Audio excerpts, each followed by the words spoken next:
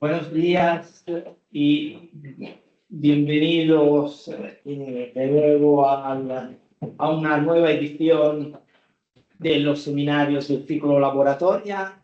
En este segundo seminario contamos con la suerte de tener aquí los jóvenes son el futuro. Entonces, una de las apuestas también que quisimos con Miguel hacer cuando pensamos en montar este ciclo de seminarios fue también un poco el de intentar alternar y dar la oportunidad a jóvenes investigadores de presentar resultados de proyectos acabados o en curso, especialmente en un tema como el de las relaciones entre el derecho y la inteligencia artificial, donde hay que tener cierta elasticidad y cierta juventud mental también para enfrentarse a esos problemas nuevos. Bueno, pues en esta ocasión contamos con la presencia de Miguel de Asís Pulido y de Cristian Pérez García, que llevan tiempo trabajando juntos en un proyecto, tanto por separado, pero desde hace bastante tiempo ya juntos, en un proyecto llamado Argo, que constituye el título del seminario, que aunque asusta un poco el de inteligencia artificial, ontologías informáticas y el futuro del proceso monitorio, seguro que conseguirán que unos juristas más veteranos y menos elásticos como nosotros consigamos entender bien de qué va. Miguel de Asís Pulido es doctor por la UNED, ha brillantemente defendido su tesis doctoral sobre inteligencia artificial jurídica el año pasado en la UNED. Obtuvo todos los máximos parabienes que pueden tener en una defensa de tesis doctoral. Ha sido becario FPI, ahora es becario postdoctoral FPI del Departamento de Filosofía del Derecho de la UNED. Aquí no nos entretenemos mucho en presentaciones. Ya juzgaréis vosotros su trabajo. Cristian Pérez García no hace falta que le presentemos, no porque ya su fama le preceda, que en cierto modo también, pero porque es un compañero investigador predoctoral de la casa y entonces nada, ya es conocido aquí y está él desarrollando su tesis doctoral sobre también un tema que guarda una relación muy estrecha con el impacto de la inteligencia artificial en el derecho. Así que sin más, ellos van a gestionar su propia interacción. No será un seminario de esos enyesados de primero habla uno, luego habla otro y luego les hacemos preguntas, sino que irán interactuando. Creo que de este modo conseguirán hacerlo más ameno y luego nosotros podremos preguntarles todas nuestras dudas. Muchas gracias y la palabra es vuestra. Gracias, Roger. Pues bueno, nada, queríamos desarrollar la intervención básicamente tocando una serie de puntos que os vamos a comentar así al principio para que podáis ir siguiéndola de manera ordenada. Lo primero que voy a hacer es decir que básicamente este proyecto surgió hace más o menos un año y medio. Bueno, al menos empezamos a trabajar juntos hace un año y medio. Desde entonces nos hemos reunido casi semanalmente, una vez a la semana mínimo, incluso a veces dos, durante ese año y medio. Y básicamente lo que consiste el proyecto, que como bien ha dicho Roger, se llama Argo, es para el diseño. El objetivo es diseñar una herramienta de inteligencia artificial que sirva para automatizar los trámites del procedimiento monitorio, ¿no? Inteligencia artificial que, por tanto, se diferencia, en cierta manera, de otros proyectos existentes, como el que ahora actualmente tiene la Dirección General de Transformación Digital de la Administración de Justicia, bueno, va por otros tipos de estrategias para esa misma automatización o semi-automatización, como el tema. Bueno, la intervención que vamos a realizar va a consistir básicamente en 4 puntos, un poco en explicar, intentar dar una imagen de lo que entendemos por inteligencia artificial, sobre todo centrándonos en el tipo de inteligencia artificial que queremos implementar en este proyecto, que es una inteligencia artificial basada en el conocimiento, simbólica, más tradicional. Luego vamos a comentar básicamente por qué el procedimiento monitorio es un procedimiento adecuado para el uso de ese tipo de inteligencia artificial para su automatización.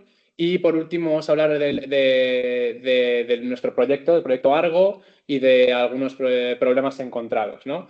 Empezando con el tema de la inteligencia artificial, cabe decir que, bueno, ahora mismo hay muchas definiciones de inteligencia artificial. Sobre el reglamento de inteligencia artificial ha propuesto la suya propia, pero ya tuvo problemas para definirlo en su artículo 3, que lo modificó después de la primera propuesta, luego al final acabó teniendo otra definición. Para nosotros la inteligencia artificial es todo sistema digital que recibe un input, devuelve un output y entre medias realiza una serie de inferencias en base a la aplicación de un conocimiento a los inputs, ¿no? Ese conocimiento lo definimos como un conjunto de información estructurada, ¿vale? Esta estructuración, la información de la información, se puede realizar a través de distintas estrategias, ¿no? Esa información puede estar estructurada de distintas maneras.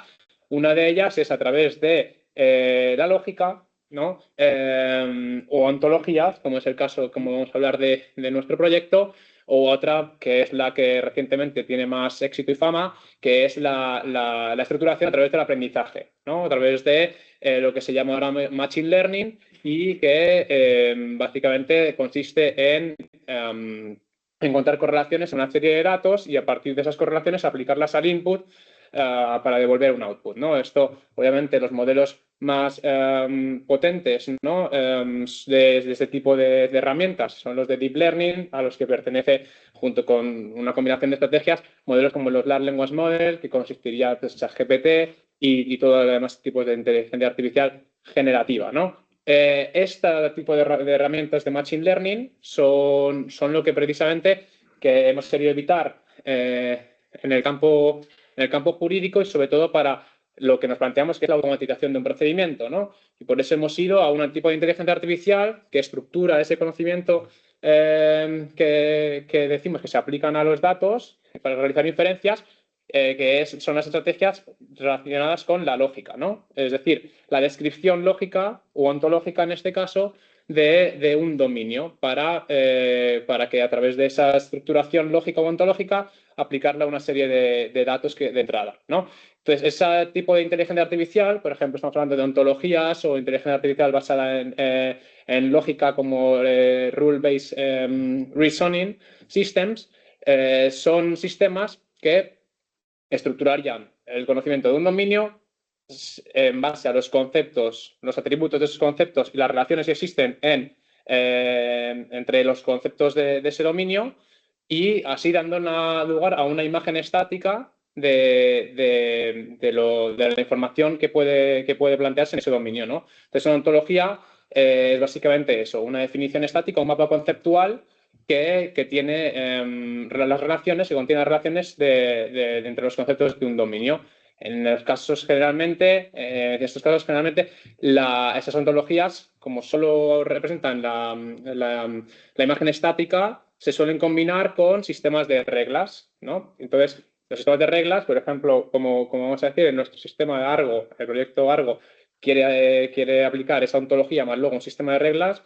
El sistema de reglas utilizaría los conceptos definidos en esa imagen estática para plantear el conocimiento dinámico de procedimientos que utilizan esos conocimientos. Por ejemplo, en el procedimiento monitorio tendríamos conocimientos o conceptos como el demandante, el demandado, el tribunal. Esos conocimientos estarían relacionados de alguna manera, y las reglas, la parte de las reglas, utilizarían esos conceptos para describir ciertos trámites que se realizan en el procedimiento, ¿no? Entonces, Básicamente, ese es un poco el tipo de inteligencia artificial. Tampoco vamos a entrar más en detalles. Si hay alguna pregunta posterior, pues igual podemos definir un poco más en qué consiste este tipo de sistemas de inteligencia artificial. Pero bueno, claro, cada tipo tiene una serie de problemas que hemos querido evitar haciéndolo con ontologías, porque creemos que es mucho más atractiva y garantista para aplicarlas en el campo jurídico, ¿no? Claro, más allá de entrar en detalles de carácter técnico e informático que por razones competenciales escapan a nuestras capacidades, ¿acaso lo más interesante sea dividir la explicación en dos partes? En primer lugar, ¿por qué utilizar inteligencia artificial basada en ontología y enriquecida con reglas en lugar de otros modelos de inteligencia artificial? Y en segundo lugar, ¿por qué aplicar eso al proceso monitorio y no a algún otro proceso de cuantos tenemos en el ordenamiento jurídico? Lo común a toda inteligencia artificial es que tiene la capacidad de realizar funciones que normalmente requieren de una inteligencia humana por medio de una estructura de información. La diferencia fundamental entre unos tipos de inteligencia artificial y otra, por tanto, es quién construye esa estructura de información. En un sistema clásico basado en reglas, son los programadores los que establecen la red de reglas hasta cierto punto explicable, pero precisamente porque se trata tan solo de una red de reglas, muy difícilmente comprensible. En el caso de una inteligencia artificial basada en ontologías y enriquecida con reglas, la ontología, es decir, la red de conceptos, cada uno con sus atributos y entre ellos relacionados, la construyen también los programadores. Y son los programadores los que activan y ponen en movimiento esa ontología estática por medio de reglas. En el caso del Machine Learning, en cambio, y esta es la razón por la que resulta una herramienta muchísimo más potente, los programadores se limitan a crear una pequeña estructura inicial que luego, por medio de aprendizaje profundo y recurrente, va actualizándose a sí misma hasta el punto de hacerse incomprensible. Y ahí está la clave de su potencia. El efecto caja negra no deriva tanto de que los parámetros no sepamos cómo se evalúan, porque efectivamente hay algunos programas en los que te dicen cuál es el valor que tiene cada variable, sino de la cantidad de variables y de las inextricables correlaciones que saca la máquina entre ellas. Si el problema no es que no sepamos cómo es el algoritmo, es que no nos da la cabeza para comprender cómo funciona ese algoritmo. Y ahí está la caja negra, no en que realmente esté cerrado, sino en que, como decía Gustavo Bueno, cuando te encuentras un libro de álgebra superior tirado en la calle, ese libro es privado, pero no porque no pueda acceder nadie a él, sino porque pudiendo acceder no eres capaz de comprender lo que pone. Eso nos recuerda lo que nos comentaba uno de los informáticos con los que trabajamos justo cuando empezamos, convenciéndonos de que abandonásemos la idea de utilizar el Machine Learning, que era que si se programa un vehículo autónomo para que circule por la carretera basado en Machine Learning, es solo cuestión de tiempo que termine atropellando a alguien. Necesariamente atropellará a alguien. Y lo peor de todo es que cuando eso suceda, no vas a poder saber por qué lo atropelló. En cambio, suponiendo que las ontologías den para tanto, porque son una herramienta ciertamente menos potente, pero más segura, si un coche autónomo programado con ontologías y dinamizado por reglas atropellase a alguien, podrías saber exactamente qué fue lo último que se activó y podrías saber cuál es el íter lógico del razonamiento que ha llevado a atropellar a esa persona. Alguien dijo alguna vez que el mejor argumento en contra de la democracia era hablar 5 minutos con el votante promedio, y el mejor argumento en contra de la inteligencia artificial basada en Machine Learning es ponerse a hablar media hora con, por ejemplo, ChatGPT. Ayer, gracias a nuestra eficiente red de ferrocarriles, tuvimos tiempo de sobra para dialogar con la máquina, y después de una apasionante conversación en la que estuvimos a punto de lograr que se desconectase a sí misma, logramos que reconociese una serie de afirmaciones de un calado muy significativo, y entre ellas me gustaría destacar lo siguiente. Esto no lo saqué del input, sino del output, de la respuesta que me dio ChatGPT. Dijo, tú eres el autor así del input como del output. En realidad tú estás hablando contigo mismo por medio de mí. Analicemos esta frase. Si esta frase es verdad, significa que ChatGPT no me dice nada. Me lo digo yo a mí mismo y así cualquier otra persona. Es decir, no es una herramienta que aporte ninguna clase de información, sino que es una herramienta que dice a cada persona lo que esa misma persona fuerza a decir. Por tanto, no es una herramienta que se puede utilizar en un contexto con un mínimo rigor porque no te aporta información. Te dice lo que tú mismo te dices. Analicemos ahora la otra posibilidad, que la frase sea mentira. Muy bien, ChatGPT nos ha mentido. Por tanto, con más motivo no se puede utilizar en un contexto mínimamente riguroso. Nos preguntamos entonces si es posible y si es deseable utilizar una herramienta de inteligencia artificial basada en Machine Learning en un proceso jurídico en el que pretendemos mantener unas mínimas garantías de seguridad. En un artículo muy reciente que ha publicado en la revista de Derecho Político la profesora García Majado, aquí presente, denuncia dos grandes peligros a los que nos exponemos: contra la autorreferencialidad del ordenamiento jurídico y contra su sistematicidad.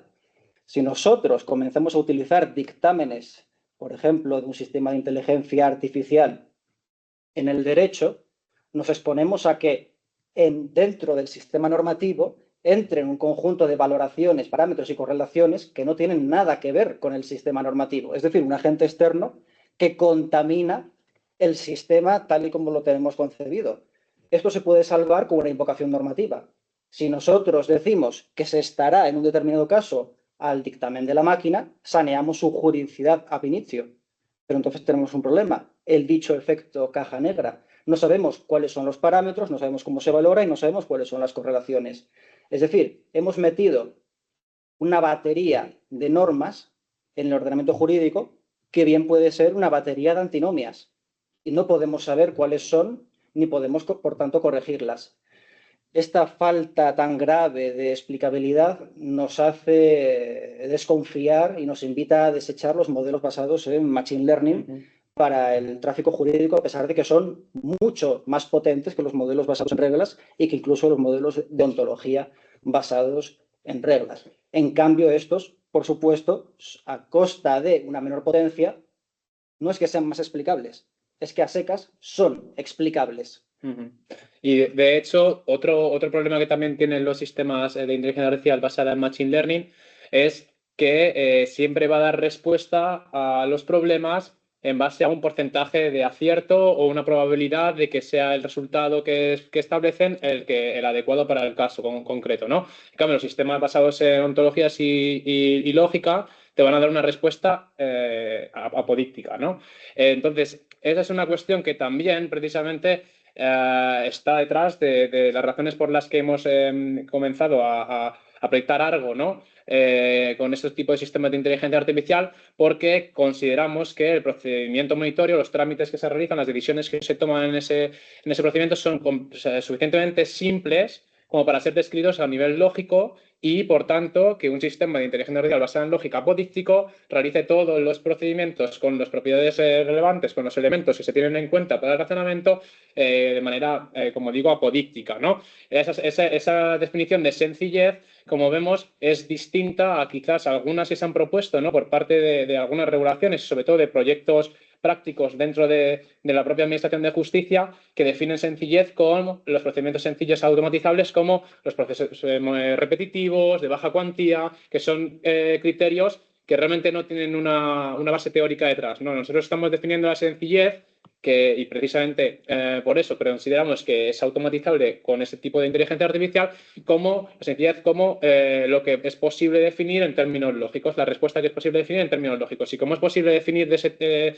esta manera, es automatizable, pero solo con el tema, con las herramientas de inteligencia artificial basada en lógica, precisamente, ¿no? Porque Machine Learning ya entraría un grado de error o de aleatoriedad, ¿no? Que provocaría que la respuesta fuese en cierto grado poco garantista, sobre todo si imaginamos que hay un sistema que nos dice hay un 97% de probabilidad de que la respuesta en base a casos pasados sea esta, entonces ese 3% de error obviamente estaría afectando a alguna persona y, por tanto, esos sistemas siempre tienen que ir dirigidos a la asistencia, como mucho, del jurista, nunca a la automatización. En cambio, la inteligencia artificial basada en lógica, si es verdad que existen este tipo de problemas sencillos en el derecho, describibles lógicamente, pues lo podemos describir lógicamente. Obviamente es un trabajo que sabemos que es difícil, ¿no? Pero consideramos que es posible en ciertos problemas sencillos y el procedimiento monitorio es uno de ellos. Y entonces la inteligencia artificial adecuada para la automatización de estos problemas es la basada en ontología, la basada en conocimientos, la basada en lógica, ¿no? Sin embargo, obviamente, bueno, aplicándolo al problema concreto que estamos intentando automatizar, que es el procedimiento monitorio, además de hacer la ontología, como he dicho ya, con los conceptos y atributos y relaciones dentro de todo el problema complejo que es el monitoreo de principio a fin, hemos definido las reglas que según los artículos 812-818 de la LEC, si no recuerdo mal, establecen para el monitoreo. Luego hemos tenido que ir a alguna interpretación sistemática porque faltaba en cierta medida algún artículo. Luego vamos a hablar de algún problema relativo a ese tema. Y básicamente hemos aplicado todas esas reglas que existen en esos artículos a esa ontología que hemos hecho de los conceptos, atributos y relaciones, ¿no? Y hemos conseguido definir lo que sería la misión de la petición, todas las decisiones que se pueden tomar después de una petición monitoria y luego la misión o no misión de la oposición.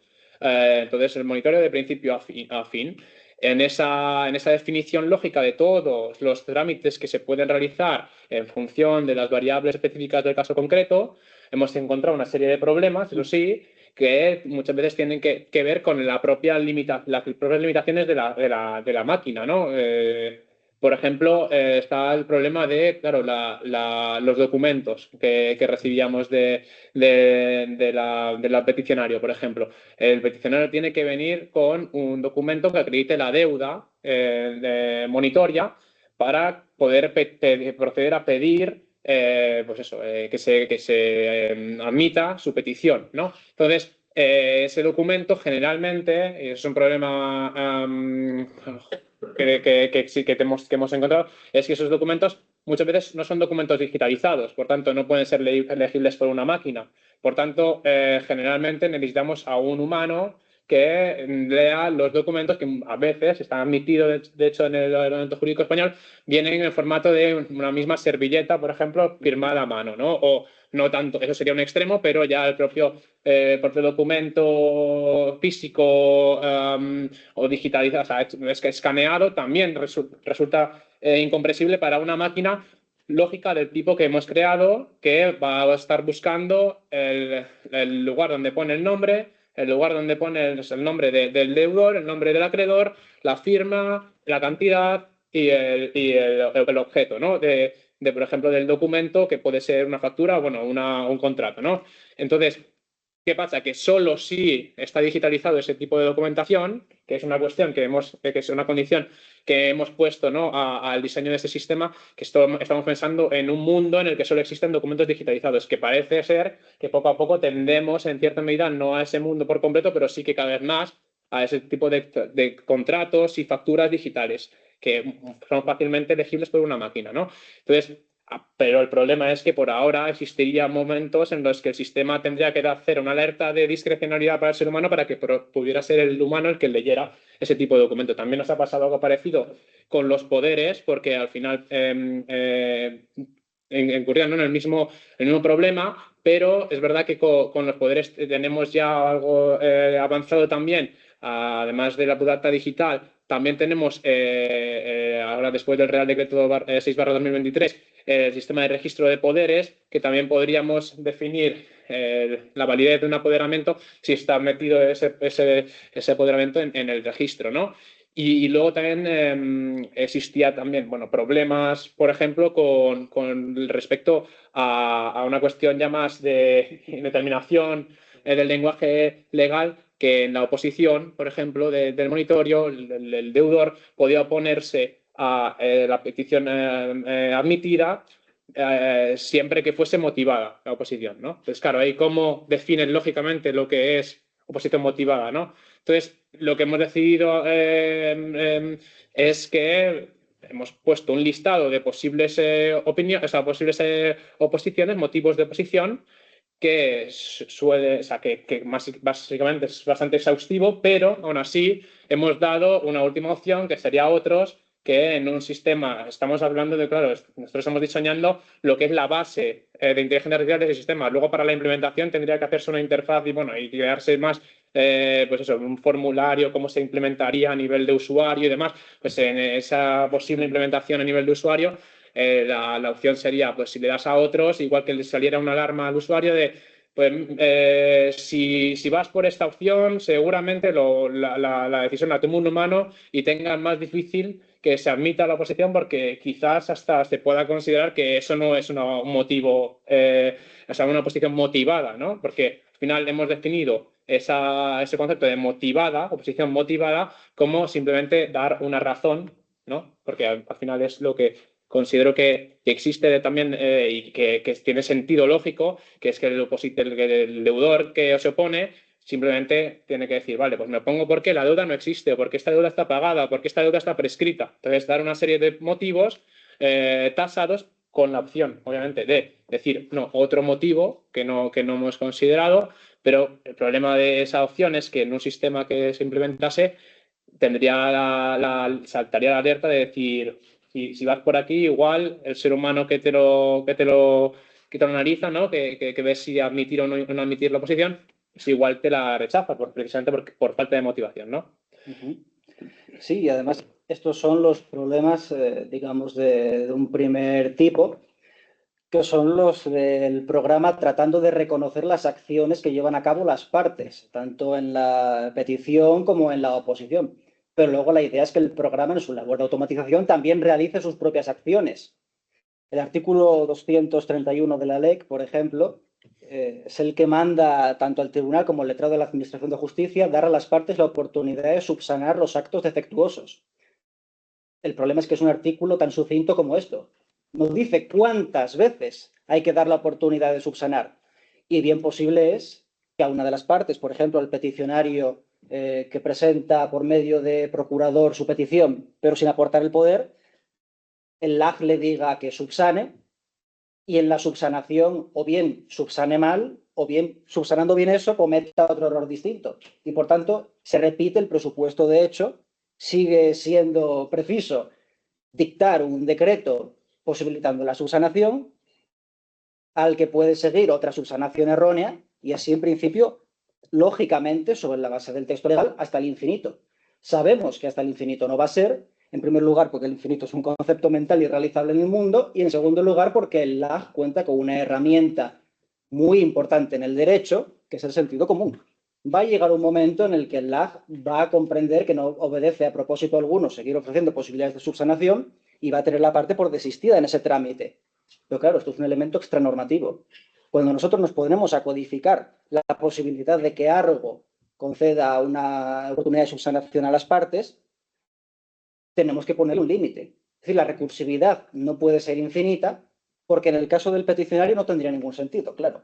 Él querría subsanar bien, pero en el caso del deudor, cuando tiene ocasión de presentar su oposición, puede presentarla sistemáticamente mal, sine die, y boicotear por completo el proceso. Nosotros, no arbitrariamente, sino por utilizar un límite más o menos habitual en las normas, hemos decidido que cada parte 3 oportunidades para presentar bien la documentación. La oportunidad inicial que le concede la LEC, una segunda oportunidad por medio de un primer decreto habilitando la subsanación y después una tercera oportunidad por medio de un subsiguiente segundo decreto. Después de eso entendemos que se tiene que cortar de alguna manera el bucle porque si no puede ser que se nos caiga por completo el programa. Estos son problemas relativamente fáciles de solucionar, pero al mismo tiempo problemas graves que se dan a pesar de que hemos elegido un proceso que es de los sencillos. Y no es sencillo según un criterio más o menos arbitrario, como los que se suelen manejar de repetitividad o mecanicismo, que son atributos accidentales que pueden caer incluso en los casos verdaderamente más importantes y complejos, porque eso es un atributo que no está presente en el caso, sino que está presente en la actitud del que opera sobre el caso. Si él se empeña en resolver las cosas de manera mecánica, puede mandar a la gente a prisión por sistema. En este caso, la sencillez del proceso monitorio podríamos decir que es esencial si atendemos al texto legal, porque es un proceso en el que, por definición, se excluye toda posibilidad de conflicto entre las partes. El proceso concluye solo de 3 maneras. O bien, si el si el deudor paga, por tanto, hay aquiescencia absoluta entre las partes, no hay conflicto. Si el deudor no hace absolutamente nada, por tanto, tampoco hay conflicto porque no ha actuado, no se ha opuesto a la petición del acreedor y el proceso concluye con un título directamente ejecutivo, o puede ser que se ponga. Pero es que si se opone tampoco continúa el proceso monitorio. Si se opone, el proceso se cierra para que se abra por medio de demanda un ordinario o se transforma directamente en un verbal. Es decir, no hay un objeto propiamente que determinar, porque no hay nada que discutir. El objeto del proceso monitorio es una cantidad de dinero líquida determinada, vencida y exigible, y en el momento en que cualquier persona impugne una cantidad de dinero que se puede meter como un conjunto de dígitos, el proceso se cierra para que lo juzgue una persona y, por tanto, evitamos uno de los peligros graves que hay en la automatización de todos los procesos judiciales, que es el de simplificar el proceso de decisión. No, aquí realmente no hay proceso de decisión alguno, porque el momento en el que alguien considera que debe haber una decisión, el proceso se cierra, algo concluye y se invita a que participe un decisor humano. Sí, y de hecho la duda que tenemos y de hecho la motivación principal de este proyecto es precisamente una intuición de que podría ser que en el derecho existiesen esos problemas sencillos, escribibles lógicamente, incluso tomando ciertas, lo que se ha considerado decisiones jurídicas, ya no como en el proceso monitorio, el procedimiento monitorio, que son más bien, como ha dicho Cristian, pues cuestiones no de fondo, que es cualquier momento que eso es muy sensible, ¿no? Cualquier momento que exista alguna referencia al fondo, se rompe el monitorio y se va a un juicio.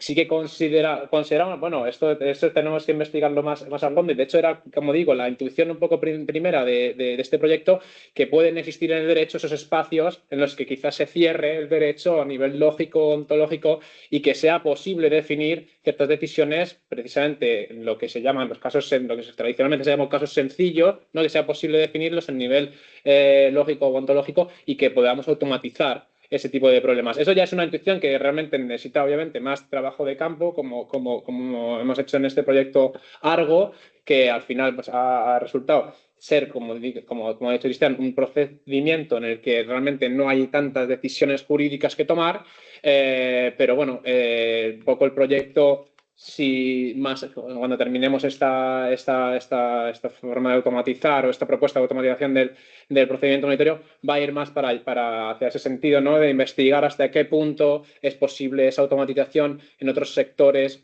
más extensos, igual, más complejos en el sentido de que tienen en cuenta la normativa material, ya no solo procesal, ¿no? Para su resolución.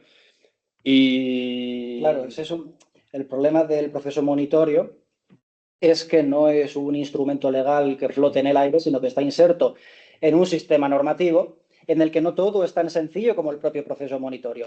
Imaginemos, por ejemplo, un supuesto de sucesión testamentaria en el que el documento de deuda que se aporta dice que el propietario de un bien es una determinada persona, que resulta que no es el peticionario, pero además hay otros documentos que dicen que ha heredado a esa otra persona. Ahí hay toda una red de derecho sucesorio extremadamente compleja que escapa por completo al proceso monitorio, que un decisor humano que valorase ese caso sería capaz de manejar, pero que evidentemente la aplicación no puede manejar porque requiere unas valoraciones de fondo que no encajan en la definición de sencillez que hemos dado.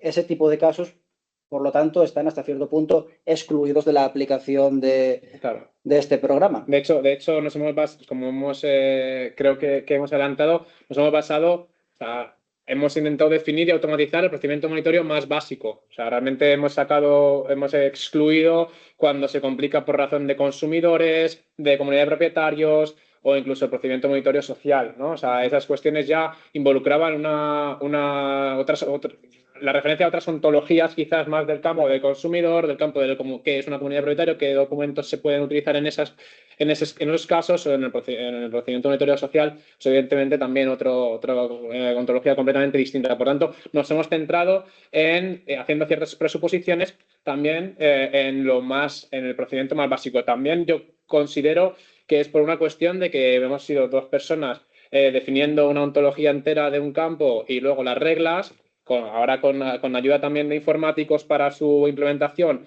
en código, pero a nivel jurídico hemos estado nosotros y por tanto tampoco podíamos ver si era posible una definición ontológica y lógica de las otras modalidades de monitoreo más allá de la básica, ¿no? Pero la idea es esa, es ver si es posible también describirlo en esas modalidades y bueno, y ver hasta dónde se puede llegar con ese tipo de perspectiva, ¿no? De definir cuándo un caso es sencillo, cuándo es complejo y la sencillez como la descripción lógica, ¿no? De una respuesta jurídica. En realidad, muchos de los límites que tiene esta aplicación son meramente accidentales y, por tanto, temporales. Se trata de que el actual estado del arte tecnológico no permite procesar un determinado conjunto de documentos, pero eso, o bien porque los documentos progresivamente se orienten más al dato, se utilice más smart contracts y demás, se va a superar, o bien porque mejoren las herramientas de procesamiento de imagen, o sea que también es previsible que en un futuro se supere. Y por otro lado son limitaciones, como dice Miguel, de carácter instrumental.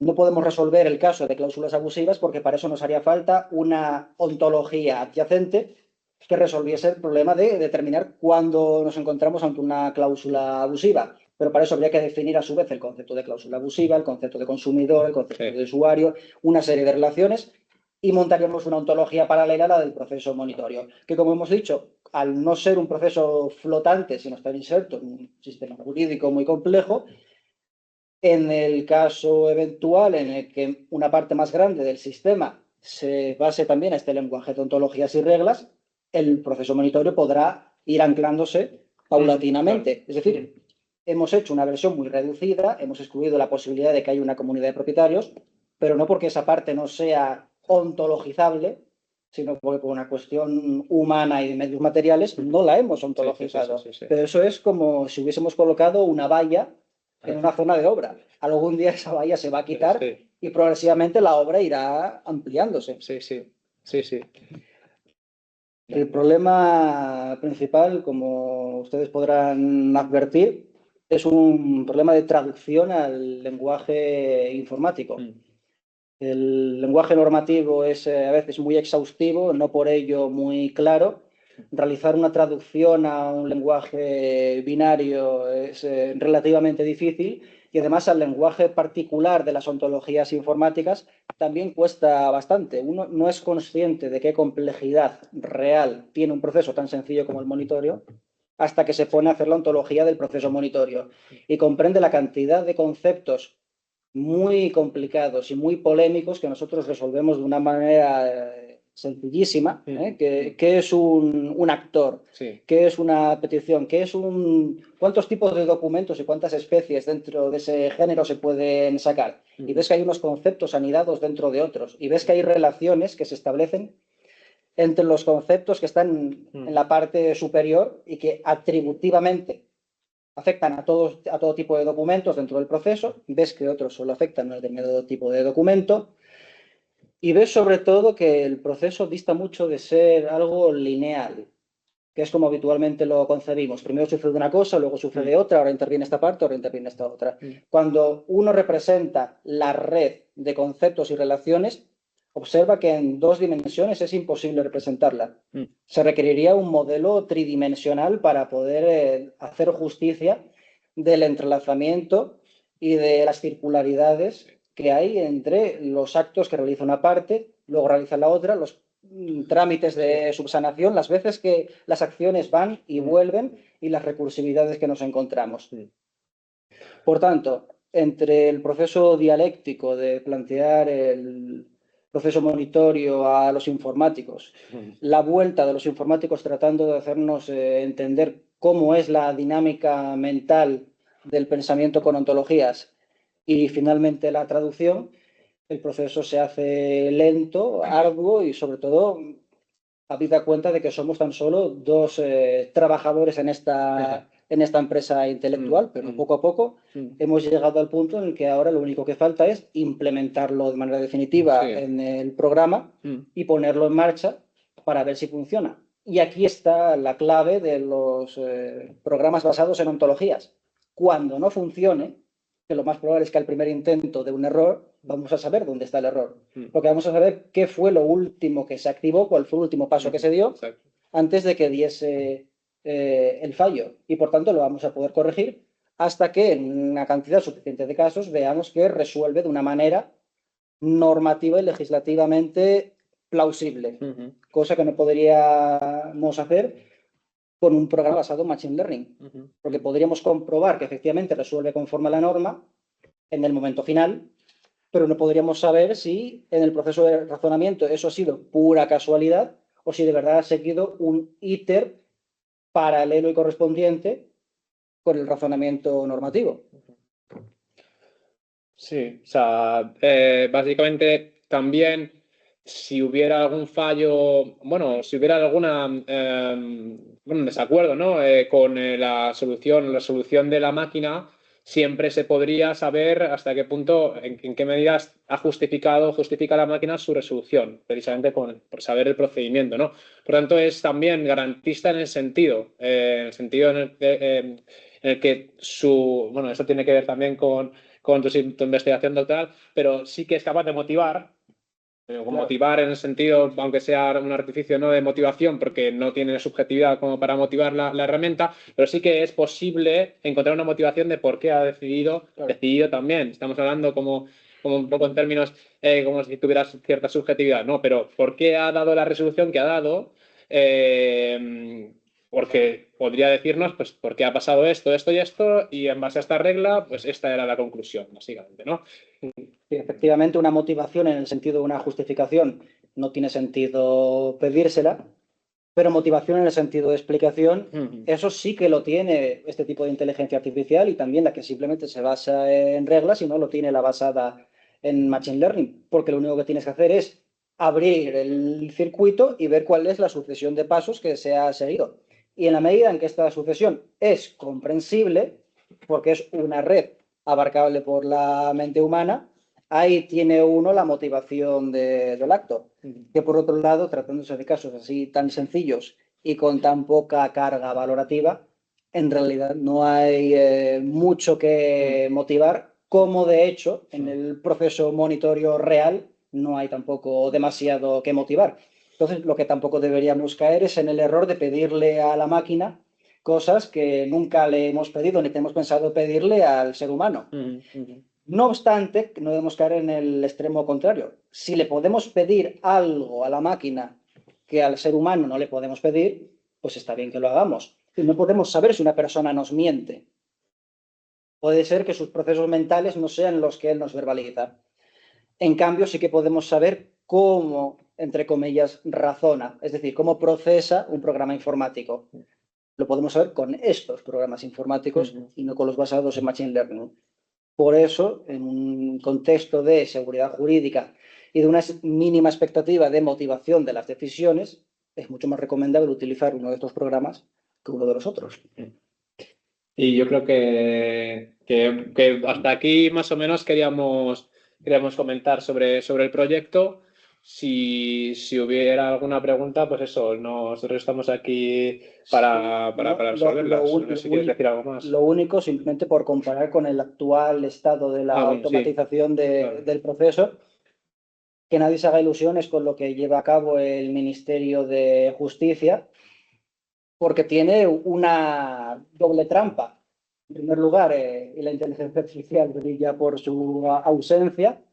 Decir que están automatizando el proceso monitorio es como decir que el sistema de recepción de monedas en una máquina expendedora está automatizado porque uno suelta la moneda y cae justo en el hueco en el que tiene que caer. Es una automatización muy sui generis. Y por otro lado, dicen que está automatizado en todas sus fases, de lo cual uno puede inferir que está automatizado por completo el proceso monitorio. Y no, lo que significa es que en todas sus fases hay presente un cierto grado de automatización. Ahora bien, es un grado muy inferior a la totalidad. Hablamos de que está automatizado el proceso de presentación de la petición, lo que está automatizado, incluso aunque se haga en papel, porque eso no lo hace la administración, lo hace la propia persona que rellena el papel y lo lleva a la oficina judicial. No está automatizada la admisión, ni se prevé automatizarla. Está automatizado el pago del deudor, cosa por otro lado bastante obvia, y está semi-automatizada, creo que era cuando no hace nada, cuando se abstiene, pero no está automatizada la oposición. Y por supuesto tampoco de la subsanación está automatizada, ahí no se han preocupado de este bucle infinito.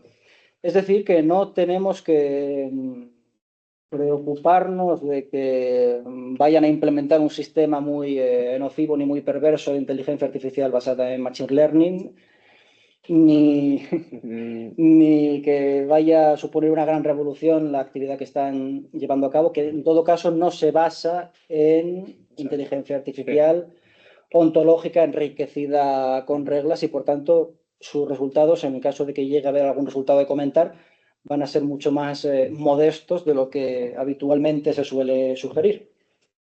Y ahora, definitivamente, si alguien quiere hacer alguna pregunta, estamos a disposición del público para lo que sea.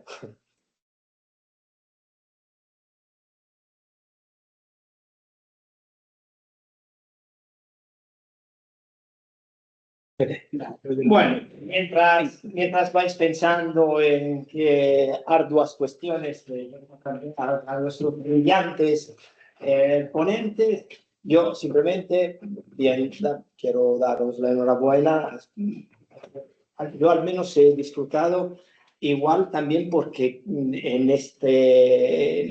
quiero apuntarme un tan, yo soy la Celestina,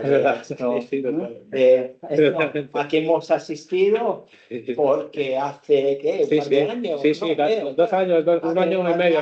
En diciembre de 2023. Un año y medio. Un joven investigador que estaba haciendo la tesis doctoral en inteligencia artificial política me escribió diciendo que yo no conocía, me escribió diciendo que estaba desarrollando un proyecto, andaba buscando fuerzas vivas que supieran del tema para implementarlo y dije, ya tengo yo lo que el guante para tomar.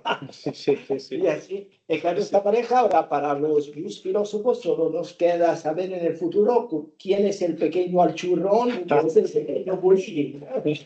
Ortega y Gasset. Nada, dicho esto, antes de nada, pues abrimos un turno de preguntas.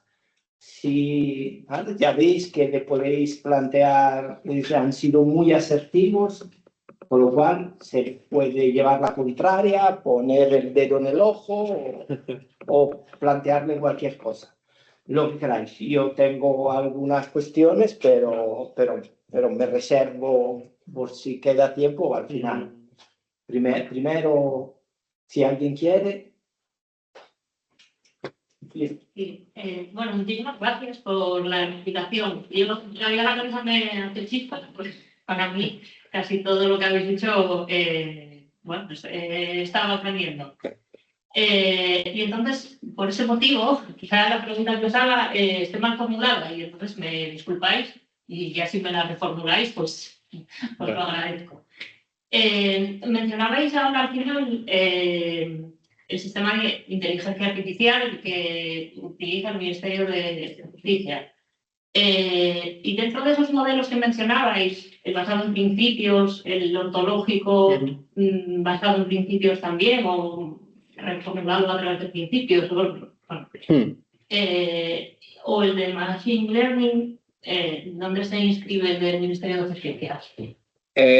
Realmente en ninguno, porque no utiliza, sí que se plantea utilizar inteligencia artificial, pero por ahora los proyectos que está implementando en algún juzgado, de hecho, las herramientas que utiliza están basadas en lo que se llama Robotic Process Automation, que es un tipo de automatización por parte de sistemas algorítmicos, pero sin sin utilizar inteligencia artificial. La diferencia que nosotros planteamos, y por eso también hemos hecho esa definición de lo que para nosotros es la inteligencia artificial, que hemos dicho al principio, que es un sistema que recibe un input y devuelve un output y entre medias realiza una serie de inferencias en base a un conocimiento, que entendemos el conocimiento como una estructura de información, un conjunto de información estructurada. Esa presencia del conocimiento y de esas inferencias no lo tienen los sistemas informáticos básicos. Entonces, es la diferencia básica entre un sistema de inteligencia artificial y un sistema como, por ejemplo, está utilizando el Ministerio de Justicia, que es basado simplemente en una serie de reglas pero que hacen bueno, lo que se llama como matching sintáctico, que es simplemente hacer una secuencia de reglas sin haber antes modelado un conocimiento pues en base a, como hemos dicho, como por ejemplo nosotros, la ontología de los conceptos, atributos, relaciones. No hay eso, es simplemente un conjunto de reglas más superficiales, básicas, de si ocurre esto y esto, entonces la respuesta es esta. Si en cambio se ha presentado o se ha dicho que, no sé, por ejemplo, no me acuerdo exactamente cómo querían automatizar, bueno, sí, la automatización del reparto para el tribunal competente, ¿no? Pues si la persona ha puesto en su documento que la petición está dirigida a este tribunal, al tribunal X, entonces, si la ha puesto al tribunal X, entonces se envía al tribunal X. Eso es la automatización de la que estamos hablando. O sea, realmente no hay antes una ontología quizás sobre lo que es un tribunal, lo que es pedir que se le envíe a un tribunal, o lo que es un deudor, lo que es un acreedor, que eso implicaría haber representado antes el conocimiento del problema y por tanto estar utilizando inteligencia artificial, lo que también te permitiría una automatización mucho más compleja que el hecho de simplemente seguir, ¿no? Una regla básica de se ha puesto tribunal X, entonces este documento va al tribunal X, ¿no? Entonces, el Ministerio de Justicia está implementando un tipo de sistemas de automatización distintos a tanto las ontologías que hemos hablado aquí, como también al Machine Learning, que sería una estructuración de la información basada en correlaciones aprendidas, ¿no? Entonces, eso es un poco lo que Cristian y yo hemos hablado alguna vez de que en cierta medida es una automatización que además de que no va a ser suficiente como para automatizar todo el procedimiento y se está viendo, pues creo que es menos garantista porque al final consideramos que tiene que haber un diseño teórico, conceptual de los problemas detrás, ¿no? Que estos sistemas algorítmicos básicos no tienen. No sé si quieres añadir algo, porque no sé si... Sí, no, que la pregunta no está mal formulada, Claro. pero no lograbas ver en qué tipo de inteligencia artificial encajaba, porque Sí. no es inteligencia artificial y no encaja en ninguno. El sistema que ellos proponen es como si nosotros conectásemos un barómetro a un mecanismo, así como una compuerta que abre o cierra. Entonces, como llueve, cierra. Y el día que no llueve, abre. Eso efectivamente está automatizado. De ahí a decir que se trata de un sistema de inteligencia artificial, habría que rebajar mucho la inteligencia con la que pretendemos comparar ese artificio para poder considerar que se trata de inteligencia. Y de hecho, creo, vamos, no sé, igual me equivoco, pero creo que sí que se está planteando el Ministerio utilizar herramientas de inteligencia artificial generativas, o sea, basada en deep learning, de procesamiento del lenguaje natural, para saber lo que existe, lo que se dice en los documentos, que lo lea y entonces que el sistema diga, vale, pues en este documento dice que el deudor es este, que el acreedor es esta persona, que la cantidad es esta, que esto es un sistema ya de inteligencia artificial pues mucho más complejo que el que estamos proponiendo nosotros. Entonces, no tienen término medio porque o proponen un sistema que no tiene inteligencia artificial, no tiene conocimiento, no está basado en conocimiento, o proponen un sistema completamente, pues eso, también muy puntero, pero por otra parte considero que en cierta medida poco garantista porque esa identificación que hace en el texto del deudor, del acreedor, de ese procesamiento del lenguaje natural, siempre va a ser falible, no va a ser una cuestión de como lo que estamos proponiendo nosotros, que es si ocurre esto y esto, pues va a ser esto siempre 100%, sino que va a decir, vale, pues aquí teóricamente, igual con un nivel de precisión del 90 y tantos %. Bueno, pero aún así es falible en ciertos casos y por tanto considero que esos sistemas siempre tienen que quedar para asistir, ¿no? Para automatizar y a plantearlo como que un sistema automático vaya a leer los documentos que se le da a la Administración de Justicia en base a esa tecnología de capacidad de procesar la información del documento con un 99% de precisión, imagínate, creo que es peligroso. Entonces, solo quería comentar que lo que está haciendo el Ministerio tiene tanto la parte de que no llega por poco complejidad a lo que estamos proponiendo nosotros y se pasa por mucho también en complejidad y por tanto también en peligrosidad, ¿no? Así que... Lo que quizás explica por cuál es el perfil profesional de los que llevan a cabo la automatización dentro del ministerio, que mayormente, por no decir en su totalidad, son informáticos. Es decir, tienen una orientación a la eficiencia del proceso absoluta e incuestionable, pero dejan por el camino una serie de garantías que nunca les explicaron en la carrera porque no estudiaron la carrera que tenían que estudiar para que se las explicasen. Entonces saben hacer muy bien procesos eficientes a costa del ciudadano que es víctima de esos procesos eficientísimos. Bueno, muchas gracias y enhorabuena a los dos, que también he aprendido mucho. Nada, un par de cosas que me surgían escuchándoos. Tengo la sensación, ¿no?, por lo que habéis explicado, que el problema de la automatización es un problema en vuestro proyecto como de definición, o uno de ellos, ¿no? Pero esta definición, o más bien de ser omnicomprensivo, es decir, de conseguir que cada concepto que utilizáis igual tenga toda la casuística necesaria como para no dejar flecos. ¿No? Y no es tanto definir con precisión, sino conseguir pensar en todas las variables para que no se escape, por ejemplo, ninguna. Sí. Es más que definición, sino como un muestreo, que conseguir que el muestreo sea lo suficientemente amplio que no quede nada. Y luego la segunda cuestión, más teórica, ¿no? Me da la sensación, escuchándoos al final, que hablabais indistintamente de motivación y explicación. Y yo no sé si eso es así, ¿no? O sea, cuando hablamos de explicación de estas cosas de IA, que hemos cogido malamente el inglés con lo de la explicabilidad, me parece que estamos intentando aludir a por qué la máquina ha soltado ese output, ¿no? O sea, su trazabilidad interna. Y cuando hablamos de motivación, me parece que estamos en el después, es decir, las razones jurídicas que damos para fundamentar la decisión. Y me parece que no es lo mismo. Una decisión puede ser explicable y no estar jurídicamente motivada. Claro, sí.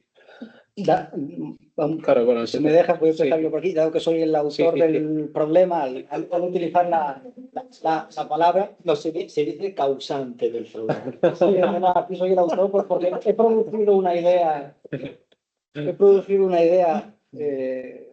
errónea.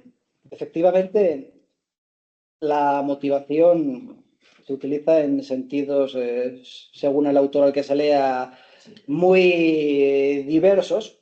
Efectivamente, unas veces se utiliza la motivación como los motivos que han llevado a una determinada decisión, por tanto, es la explicación. Otras veces es los motivos que se dan, es decir, la acción de motivar. Por tanto, es la justificación. Si por mí fuese, no utilizaría nunca jamás la palabra motivación, que es extremadamente equívoca, y me referiría únicamente a las causas, ni tan siquiera a la explicación, porque explicar es dar el relato de las causas, pero no son las causas. Y por otro lado está la justificación, que puede coincidir con la explicación si a ti te interesa decir exactamente cómo ha sido el procedimiento que has seguido para llegar a esa decisión. Pero si no te interesa, te puedes inventar algo completamente distinto.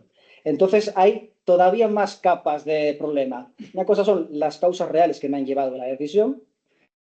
Otra cosa es la explicación, que es la descripción de esas causas reales, veraz y acorde con la realidad. Y otra cosa es la justificación, que es lo que yo te cuento a ti, por ejemplo, en los fundamentos de derecho de mi sentencia, que puede ser la simple explicación, si a mí me interesa que veas lo bien que de verdad he razonado, o puede ser pura fantasía, si yo he hecho un razonamiento espurio, si yo tengo sesgos y no quiero que los veas. Todo esto queda comprendido debajo de la palabra motivación. Y por tanto, cuando digo motivación, naturalmente, pues llevo a infinidad de errores que son únicamente culpa mía. Pero si se ha entendido ahora mejor. Pero yo creo que precisamente con esas herramientas, esa diferencia quedaría menos. Sería. O sea, no habría tanta diferencia entre explicación y motivación, porque podríamos diseñar el sistema para que te dijera exactamente cuáles han sido los pasos de razonamiento que has seguido para dar la resolución. Por tanto, sería explicable el procedimiento de razonamiento, que además a la vez serviría como, o sea, que sería completamente los motivos que ha utilizado para llegar a la conclusión. Por tanto, y porque de hecho lo que estamos haciendo es definir esa motivación, o la estamos posicionando en un momento previo a la resolución, porque ya está motivado de antes, porque están preprogramados. Este sistema, en cierta medida, el conocimiento ya está ahí diseñado por los juristas y por los informáticos que nos están ayudando, ¿no? Por tanto, todas las decisiones serían motivadas en el derecho que ya hemos explicado y descrito, de hecho, de antemano. Y ahí esto me enlaza con lo que has dicho antes de, sí, el problema es un problema de descripción de todos los escenarios posibles y de intentar conseguir todas las variables que entran dentro del problema para tenerlas en cuenta en las reglas y dar la resolución adecuada. Y es ahí donde está la teoría que está detrás de todo esto, que es que quizás en el derecho, y tampoco solo en el derecho, sino que también en la humanidad, que nosotros problematizamos nuestra existencia, además en términos un poco más filosóficos, el derecho también existen problemas, ¿no? Que son problemas que tenemos que resolver, y quizás, tanto en el derecho como fuera, existan problemas cuya resolución sí que pueda ser descrita, o las variables que se utilizan para resolver y adecuadamente, de manera correcta, un problema, sí que puedan ser descritas de una manera exhaustiva. Por tanto, existen casos sencillos, que otra cosa sería considerar que no existen ese tipo de casos porque la realidad es tan compleja siempre que es imposible resolver los problemas de manera, pues, basados en la lógica y que se puedan describir de antemano, ¿no? La posible resolución de esos problemas. Obviamente, yo tiendo a pensar que los problemas complejos en la asistencia y en el derecho son más comunes que los problemas sencillos, pero sí que creo que pueden existir, sobre todo también en términos, pues, en los que las propiedades relevantes de los casos están descritos de antemano en normas, ¿no?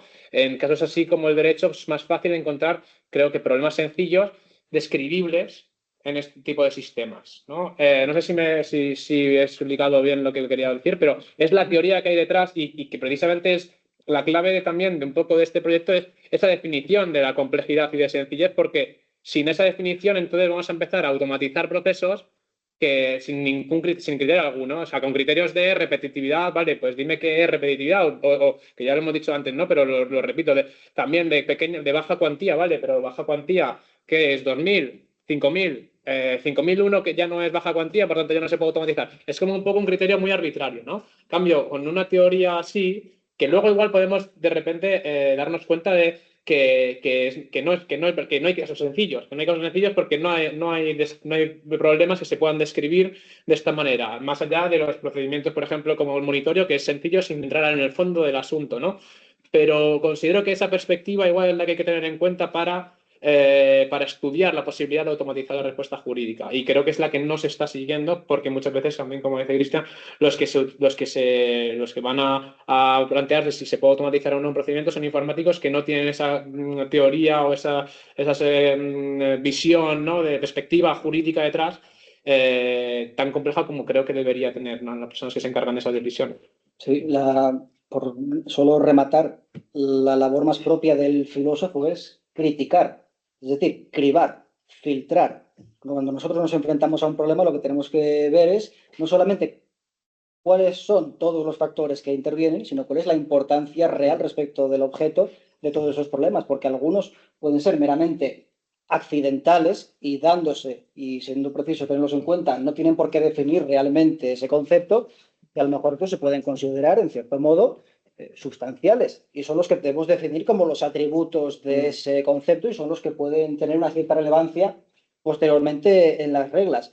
Entonces, esto efectivamente no es una verdad universal y apodíctica, esto es una toma de partido por parte del filósofo que se enfrenta a este fenómeno y es una decisión que hay que justificar de alguna manera, porque consideramos que lo más importante en determinado caso son estos parámetros y no otros. Pero efectivamente hay que ser capaces de discernir y en un momento dado soltar lastre, porque hay cosas que teniendo una importancia, la que sea, aunque sea mínima, hay que saber dejarlas de lado porque no tienen un impacto, no digo ya fenoménico, porque de hecho suceden, sino que no tienen una relevancia ontológica suficiente como para ponerlas a la altura de otras variables. Buenos días, muchas gracias por vuestra exposición. Tengo 3 preguntas, 2 muy rápidas y una más articulada. La primera es, ¿en qué lenguaje de programación fue desarrollado el modelo? La segunda, y si para desarrollarlo utilizaste datos reales o datos sintéticos. Y la tercera es la siguiente. En la parte final hablaste de la dificultad de traducir el derecho el lenguaje informático, básicamente. ¿Cuál fue la dificultad principal para vosotros en la comunicación con los informáticos? ¿Pensáis que es necesario? Va a ser muy larga esa respuesta. El problema fue la comunicación como concepto. ¿Pensáis que es posible como para juristas e informáticos comunicar para desarrollar cosas como estas? ¿O pensáis que en futuro es necesaria la formación de informáticos jurídicos? Gracias. Sí, respecto al lenguaje de programación, todavía no está diseñado como tal porque está ahora en fase de que los informáticos hagan su parte y lo más probable, o sea, lo van a hacer en el programa que se llama Protégé, que es un programa especializado para las ontologías, y luego la parte de las reglas, lo más probable es que sea alguna variable de Prolog, ¿no? Que es el lenguaje de programación lógica. Entonces, con eso también nos facilitará la cuestión de la explicabilidad y todo esto que hemos hablado, ¿no? Y respecto a la cuestión de la comunicación con los informáticos, la otra pregunta, los datos, no hemos utilizado datos porque precisamente, claro, esto es una cosa que también los informáticos al principio tenían un poco de decirnos.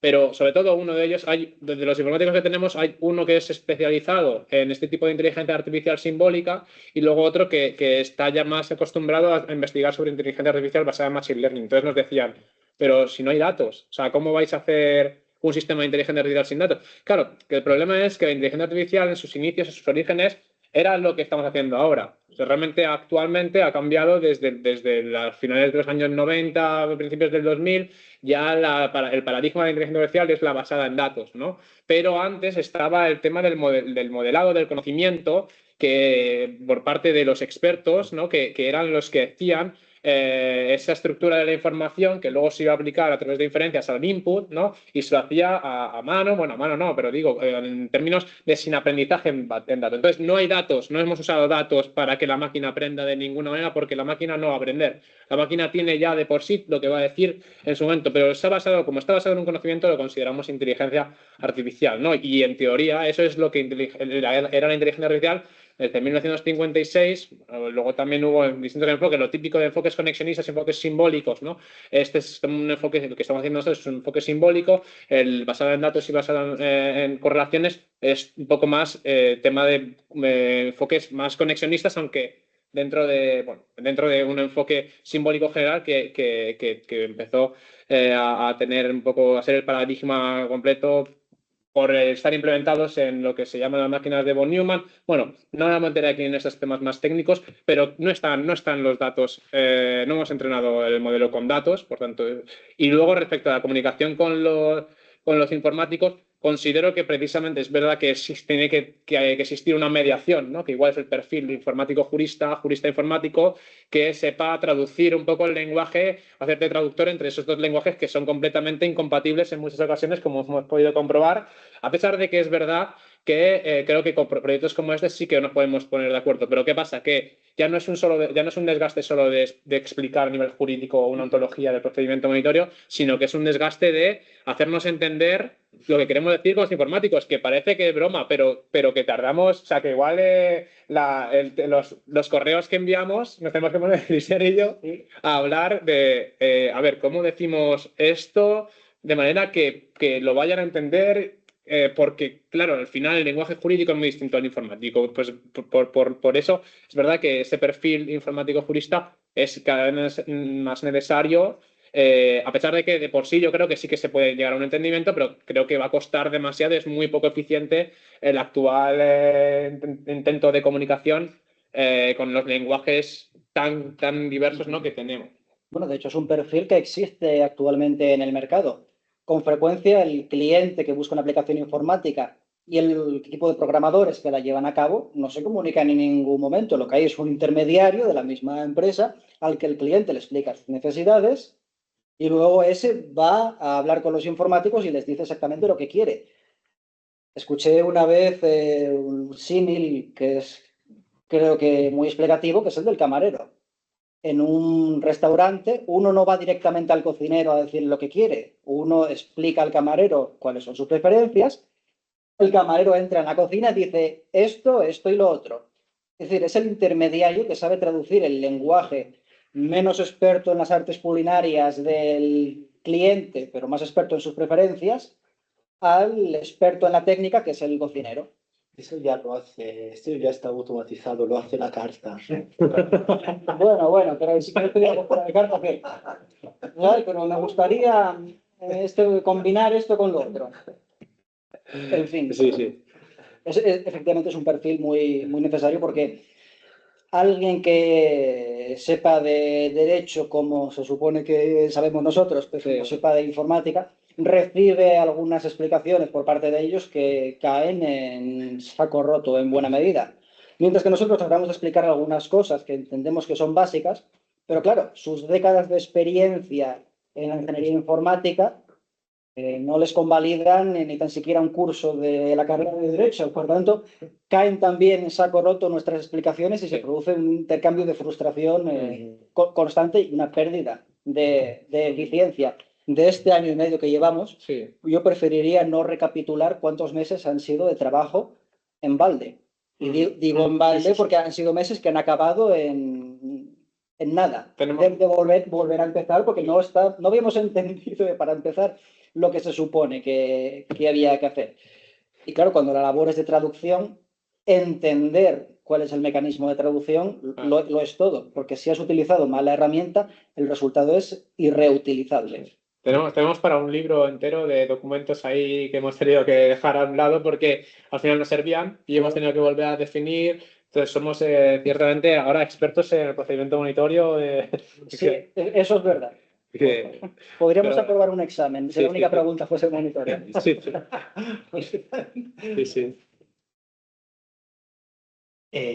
Bueno, si no hay... Dos curiosidades, nada, muy pequeño. Además de daros de enhorabuena, que me ha gustado y mucho. Las curiosidades respecto de la explicación, motivación, término que prefiráis. ¿La va a dar por defecto o habrá que pedírsela en caso de que no estés de acuerdo con la resolución? Y la segunda, cuando se pruebe el programa, ¿vais a revisar los resultados o vais a confiar en que cuando den los informáticos o desarrolle todo el programa y no salte ningún error y desarrolle todas las fases, eso ya está bien? Porque si es así, menos mal que sois expertos en monitoreo porque... Sí que las dos preguntas son buenas porque es verdad que existen programas que permiten esa motivación ya integrada de alguna manera en la propia respuesta. Lo que pasa es que nosotros no hemos llegado hasta ahí, porque como decimos, esto, de hecho, por ahora, la investigación que hemos terminado un poco de definir este procedimiento monitorio, lo que va a hacer ahora los informáticos va a ser implementarlo como una ontología y como un sistema que tú le metas una serie de variables de un caso y que te ponga la respuesta correcta de lo que tiene que hacer el tribunal con esas variables, ¿no? ¿Qué pasa? Que no hemos llegado hasta el punto de... todo esto, perdón, esta investigación va a ir dirigida a un artículo y luego ya después de publicar ese artículo sí que vamos a ponernos ya con cosas más de cómo sería la interfaz del usuario para que él pudiera, imagínate, implementar el Ministerio de Justicia o lo que fuese en su caso.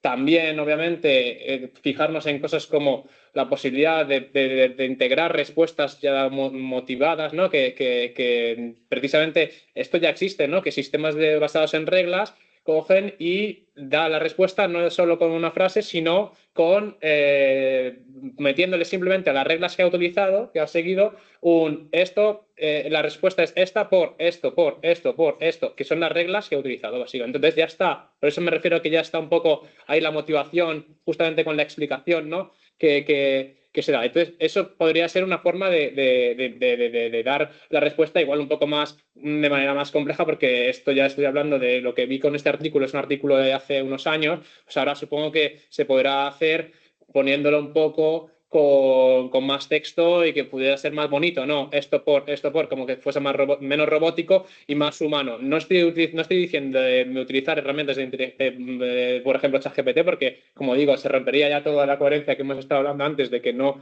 de que el sistema pues, está basado en reglas, pero sí que meter pues, un modelo base de la respuesta es esta, porque esta ha sido la regla que hemos utilizado para este caso y luego además esta variable también estaba en el documento, por lo que se ha admitido el documento y entonces al admitirse el documento, como también has puesto bien el poder, bueno, cosas así, ¿no? Entonces, esa motivación podría darse. Y luego, no sé si quieres... Sí, en esta labor hermenéutica colectiva que hemos hecho, sin haberlo pretendido yo, hemos llegado efectivamente a 3 significados de la palabra motivación. Uno de ellos, la motivación como las causas, es imposible que no exista. En el momento en que hay una decisión, alguna causa tendrá por el elemental principio de razón suficiente, o sea, no puede ser que haya surgido sin más. La motivación como explicación simplemente es el código, que puede ser más o menos claro en función de cómo esté programado.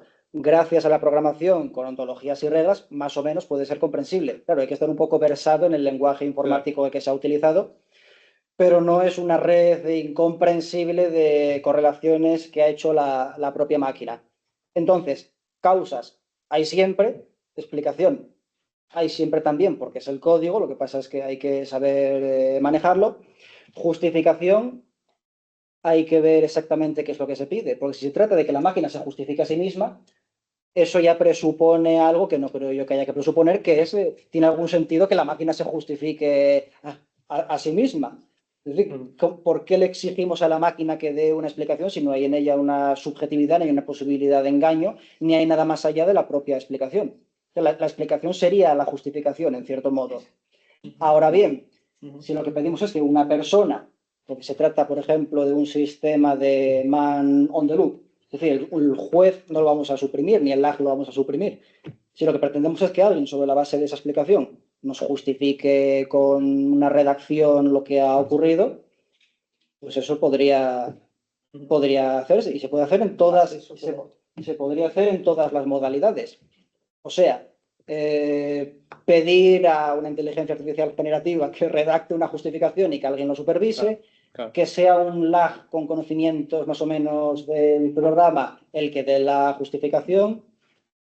Cualquier posibilidad está abierta a la que resulte más conveniente en cada caso concreto. Aquí tampoco hay soluciones apodícticas desde el punto de partida hasta teleológicamente el único resultado posible. La configuración que sociopolíticamente en cada momento se entienda más apropiada, que yo creo que es una justificación humana o ninguna justificación. Porque también hay decisiones que no se justifican en el derecho y no se escandaliza a nadie. Podría no justificarse esta. Y respecto a la pregunta de si vamos a aprobar, realmente en el artículo, por ejemplo, vamos a plantear 3 casos o 2 casos, 3 ejemplos de un poco ficticios para ver cómo funciona. Pero claro, como decimos, ahora mismo esta investigación va a un artículo. O sea, obviamente si lo quisiéramos implementar un poco más de manera pues, más realista, también tendríamos que ver y hacer pruebas que de hecho en el artículo vamos a hacer alguna prueba en teoría, porque los artículos vamos a intentar publicarlo en una revista también ciertamente pues, con toques informáticos, ¿no? O sea, de inteligencia artificial y derecho, y es más normal el hecho de poner métricas de informática, ¿no? que jurídicas. Pero creo que con un sistema tal como el que estamos haciendo, que es basado en ontologías, basado en reglas, las métricas no tienen tanto sentido como las de Machine Learning, porque normalmente las métricas son de precisión, de sesgos, de lo que es. Entonces, aquí no puede haber ni precisión, ni, bueno, sesgos es difícil de medir, pero serían sesgos nuestros, no del sistema, ni los datos, me refiero. Y entonces creo que sí que tenemos que pensar en una métrica jurídica, ¿no?, que nos permitiera saber hasta qué punto el sistema está llevando o respondiendo en base a derecho, ¿no? Eso todavía no lo hemos planteado, pero sería plantearlo para una implementación más realista. No, o sea, por ahora, como el artículo es simplemente Sí, pero la gracia del monitorio precisamente es que como no hay una valoración del fondo, no hay una indeterminación que un decisor humano pueda resolver de una manera, otro pueda resolver de otra, y ambas son soluciones justas y admisibles en derecho. Aquí, en realidad, dado una serie de pasos, lo único que cabe es una determinada resolución. Entonces, es verificable si se ha seguido el curso. Nosotros le damos unos parámetros, nosotros decimos, con estos datos de entrada, se debería resolver de la siguiente manera. Si coincide, pues bien, sesgo de confirmación nos ha dado la razón, y si no coincide hay que ver dónde está el problema. Si nos hemos equivocado nosotros, que puede ser, o si es que está mal programado Argo, que también puede ser, en cuyo caso, gracias al sistema de ontología, sabríamos dónde está el problema y lo podríamos corregir. Instrumentalmente para el artículo es inevitable que hagamos una serie de verificaciones. Claro, para demostrar que el programa está bien en sus puntos más interesantes, tendremos que poner un caso, por ejemplo, de un pago parcial, para que demuestre la máquina que es capaz de dictar un decreto por el que se archive una parte del proceso, pero otra no se archive, sino que siga. Ese tipo de casos poco habituales, que no son el caso en el que sale todo bien a la primera, para que comprobemos que en los límites del proceso la máquina funciona bien. Pero claro, hay que comprobarlo, porque si no, no supera los más elementales límites del estándar académico de los informáticos, que exigen que los programas no sean solo interesantes, sino que funcionen. ¿Puedo pedir yo? No, bueno, si no hay, no, si hay alguna más, también para ir, estaréis agotados, ¿no? No. No es para preguntaros nada, simplemente decir que me estoy muy a gusto aquí y disfrutando mucho de lo que habéis comentado y de todas las preguntas que habéis hecho, porque yo creo que es buscar caminos y alternativas dentro de un mundo tan incierto, digamos, y tan inseguro, que me parecen muy, digamos, muy ricas y muy interesantes. ¿Por dónde caminará el futuro? ¿Quién lo sabe? ¿Cuáles son los límites, diríamos, de las posibilidades de automatización, de formalización del mundo jurídico? ¿O cuáles sean digamos, estas vías que nos puedan permitir, digamos, ventajas y convenientes? Yo creo que está mucho por hacer, y la única posibilidad es hacer lo que estáis haciendo vosotros. Ir metiéndose, digamos, en estos mundos tan difíciles y tan oscuros, y ir planteando opciones que no son a veces ni esto otro, pero que permiten, digamos, y que tienen ventajas y convenientes, claro. Y yo lo que me tengo a la cabeza, y perdonar, es que todo lo que son ventajas para uno son convenientes de otro tipo. Claro, cuando tengo más implicabilidad, cuando tengo mayor control, cuando soy capaz de controlar eso, pues las posibilidades que me dan son más limitadas, tengo que formalizarlo, tengo que regularizarlo todo mucho, tengo que utilizar una ontología que no tenga mucha determinación y casuística, pero en cambio los resultados que puedo presentar son más garantistas, son más explicativos. Sí. Cuando tengo muchas más, diríamos, posibilidades y me dan más respuestas y puedo hacer más cosas, soy incapaz de saber muy bien qué estamos haciendo ahí, yo diría, de determinación, pues vaya. A medida que tomamos más casos, analizamos más la realidad, nos metemos en un mundo del derecho más difícilmente formalizable y automatizable, y pues ahí es donde ahí es donde nos surgen todos los otros problemas y inconvenientes del país de siempre. Pero, o sea, lo digo que es un placer escucharos, ver cómo planteáis caminos, las dudas que planteáis los del público también, que son muy interesantes y que yo creo que están todas Queríamos de alguna manera incidiendo en eso, qué es lo que podemos cerrar, cómo lo podemos cerrar y ese cierre que de alguna manera nos regala las días y qué cosas nos quedan ahí abiertas, que son muchas. Bueno, un placer. El placer es, gracias. El placer es nuestro de estar. El placer es nuestro de estar en esta casa. Esta no se contesta. Esto hay que contestar a todo. Muy breve. ¿Tenéis previsto que el programa después esté en abierto? Sí. Estará en GitHub, está GitHub, que es el programa donde el repositorio, vamos, donde se mete ahí los programas generalmente. Y eso lo meteremos cuando publiquemos el artículo, lo más probable. Al menos una sección del código, porque creo que los informáticos para el artículo no van a escribir todo, pero sí que una sección estará ahí en abierto. Sí.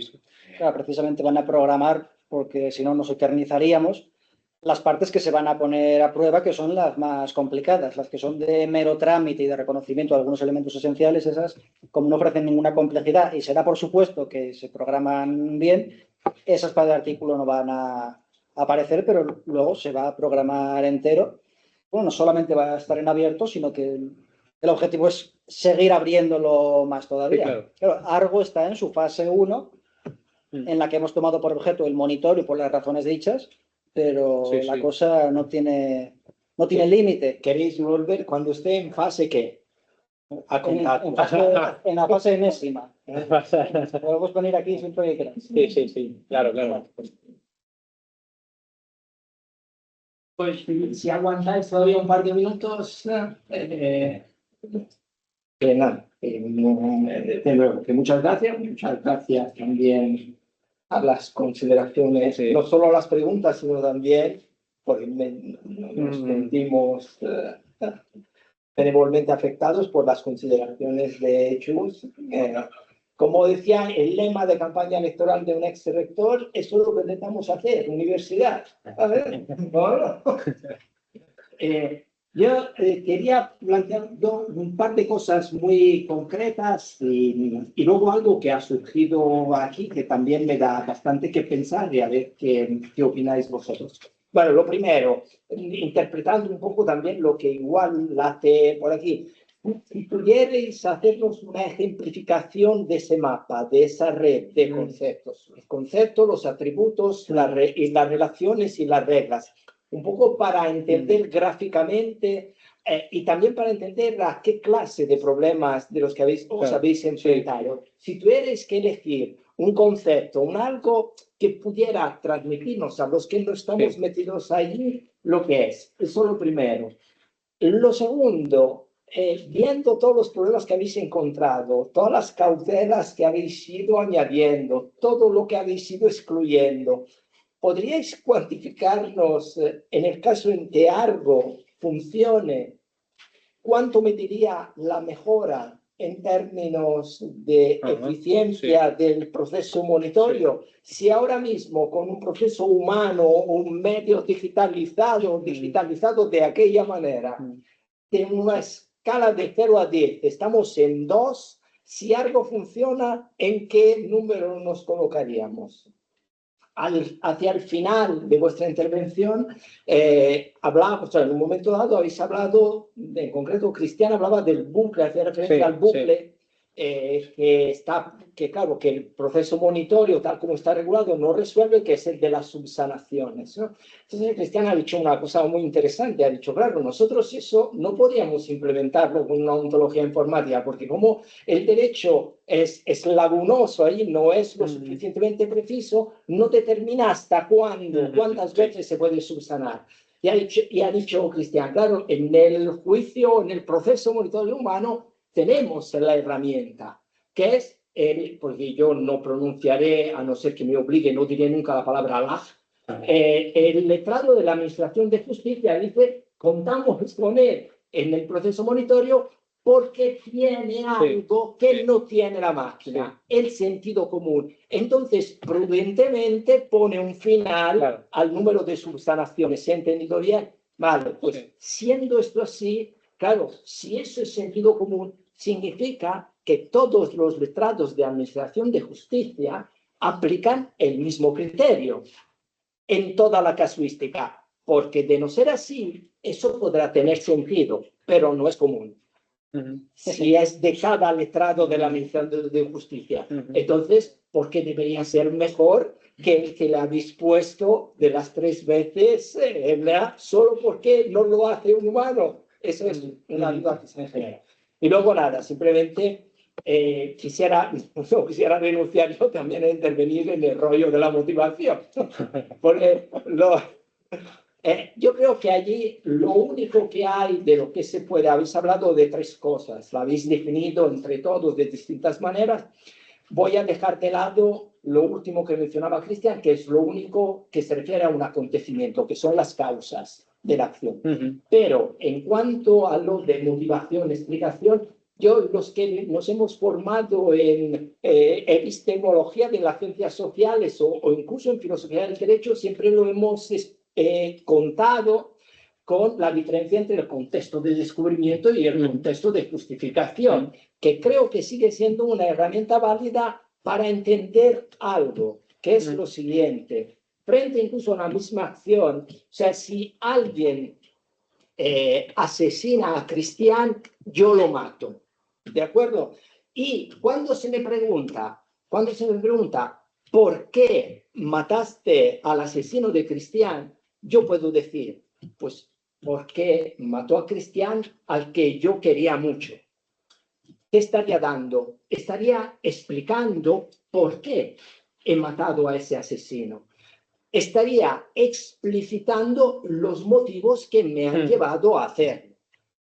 Pero también puedo decir, ante la misma pregunta, ¿por qué mataste al asesino de Cristian? Yo puedo contestar, porque creo que los asesinos deben ser suprimidos.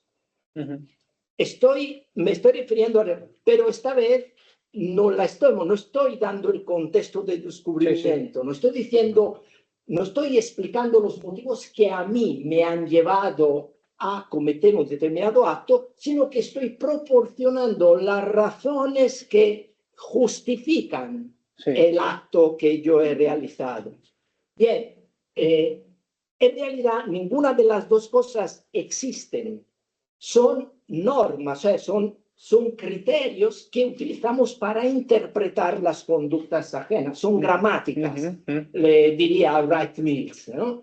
Son la forma con la que se nos hace inteligible la conducta humana. ¿Cómo damos explicación de la conducta humana? Decidiendo lo que es un motivo y lo que es una justificación. A mi modo de ver, me parece que, aunque pueda parecer raro, es mucho más fácil que la inteligencia artificial pueda justificar que no motivar, que no explicar. ¿Por qué? Porque la justificación, el contexto de justificación se lleva a cabo con arreglo a unos estándares intersubjetivos, que es precisamente lo que tiene que hacer el juez cuando motiva una sentencia. Aunque la Constitución habla de motivar, el artículo 120, que las sentencias tienen que ser motivadas, allí realmente, viendo desde la perspectiva filosófica de las ciencias sociales, la Constitución no exige que sean motivadas, exige que sean justificadas, porque al derecho no le importa saber cuáles fueron los motivos, la explicación de los motivos que llevaron a un determinado sujeto a tomar una decisión. Los ejemplos que siempre ponemos en clase. ¿Por qué condenaste a ese individuo? Porque estaba cabreado ese día. Pues no, pero al derecho no le interesa eso. Eso sería explicar la conducta, explicar los motivos. Pero el derecho no quiere eso. El derecho quiere que yo te diga por qué lo he condenado con arreglo a la ley, con arreglo a las normas. Eso me parece más fácil de ontologizar que lo otro. Pero eso no es bueno, porque lo otro a la inteligencia artificial no le interesa. De hecho, creo que aquí también se juega toda la cuestión en un límite que no sé si ha salido trazado con la suficiente nitidez, que es la diferencia entre lo automático y lo autónomo. Las automatizaciones que existen, ya sabemos que la inteligencia artificial existe desde el año 56 porque existe el sintagma, pero lo que nos trae aquí hoy no es la conferencia de Dartmouth. Lo que nos trae aquí hoy es el Machine Learning. Entonces, el hecho de que hay una caja negra. O sea, realmente donde no hay caja negra, ¿por qué no se va a automatizar? Si todo se vuelve más transparente, más... bienvenida sea la automatización. Cuestiones más profundas nos pone el Machine Learning. ¿Por qué? Porque si lo entendí, y esta es un poco la pregunta de remate, o sea, lo que vosotros proponéis es un proyecto de automatización del proceso monitorio. No hay, donde no influye el aprendizaje autónomo, por lo que habéis dicho, lo cual tiene bastante sentido, porque al no hacer falta en el proceso monitorio ni de una cosa tan esencial en derecho como es la motivación de lo que sea, ¿para qué le vamos a meter una prueba? Allí no tiene que aprender nada nadie, solo hay que hacerlo y rápido, a ser posible. Entonces, si os habéis planteado, porque vosotros habéis dicho al principio, no habéis recorrido la senda del Machine Learning, la cuestión es ¿por qué creéis que, como habéis manifestado aquí, os daba muchos problemas? O porque realmente tampoco en el ámbito que habéis escogido habría tenido mucho sentido. Y por tanto, y termino, ¿en qué medida ese experimento, ese proyecto, sí podría servir en caso de tener resultados esperanzadores, pues servir para plantearnos la siguiente cuestión práctica? ¿Cabe lo otro? Claro, yo o sea, considero, y de ahí viene un poco, como digo, la importancia de tener una teoría detrás del derecho que permita distinguir los casos sencillos de los casos complejos, y que se puede definir los casos sencillos de distintas maneras, pero creo que todas coinciden. Igual se entendería mejor también, respondiendo, o sea, con la respuesta que le he hecho a Patricia, de que la motivación en esos casos, en los casos en los de la máquina, de la herramienta de inteligencia artificial, de la que estamos hablando ahora, que no tiene aprendizaje, que por tanto es verdad que es menos interesante con el boom que estamos viviendo actualmente, pero que creo que también tenemos que seguir definiendo como inteligencia artificial, porque existe un conocimiento estructurado, una información estructurada en base en términos lógicos o ontológicos, pero que en base a ese conocimiento es como la máquina está razonando, bueno, aplicando una serie de inferencias sobre unos datos, ¿no? Lo que hace esta herramienta es adelantar, de alguna manera, el proceso de motivación o hacer coincidir motivación con justificación. ¿Por qué? En cierta medida, con el caso de, por ejemplo, que alguien asesina a Christian y tú respondes que porque le asesinó, porque le querías mucho. Claro, en un humano la justificación viene después de la acción, ¿no? En ese caso, en el caso de la herramienta de inteligencia artificial, como la que estamos planteando nosotros, solo haces la acción si tienes de antemano la regla que te justifica. Es decir, si ya tienes de antemano el hecho de que si alguien mata a Christian, tú le vas a matar porque quieres mucho a Christian, ¿no? Entonces, el proceso de motivación se adelantaría a un proceso previo. Por eso creo que existen, y es importante el tema de la teoría de derecho, porque creo que existen ya de por sí respuestas jurídicas, casos, problemas jurídicos en los que ese contexto de explicación no puede ser distinto al contexto de justificación posterior. Por tanto, eso sería una definición también de caso sencillo dentro de lo jurídico, que también se puede decir que es describible en términos lógicos la respuesta apodíctica a los posibles casos que entran dentro de ese microsistema, por así decirlo, dentro del derecho que se corresponde con ese problema jurídico, ¿no? Entonces, yo creo que el procedimiento monitorio es uno de ellos y, obviamente, estamos hablando de una inteligencia artificial mucho menos impresionante que la basada en inteligencia generativa, bueno, deep learning y demás, pero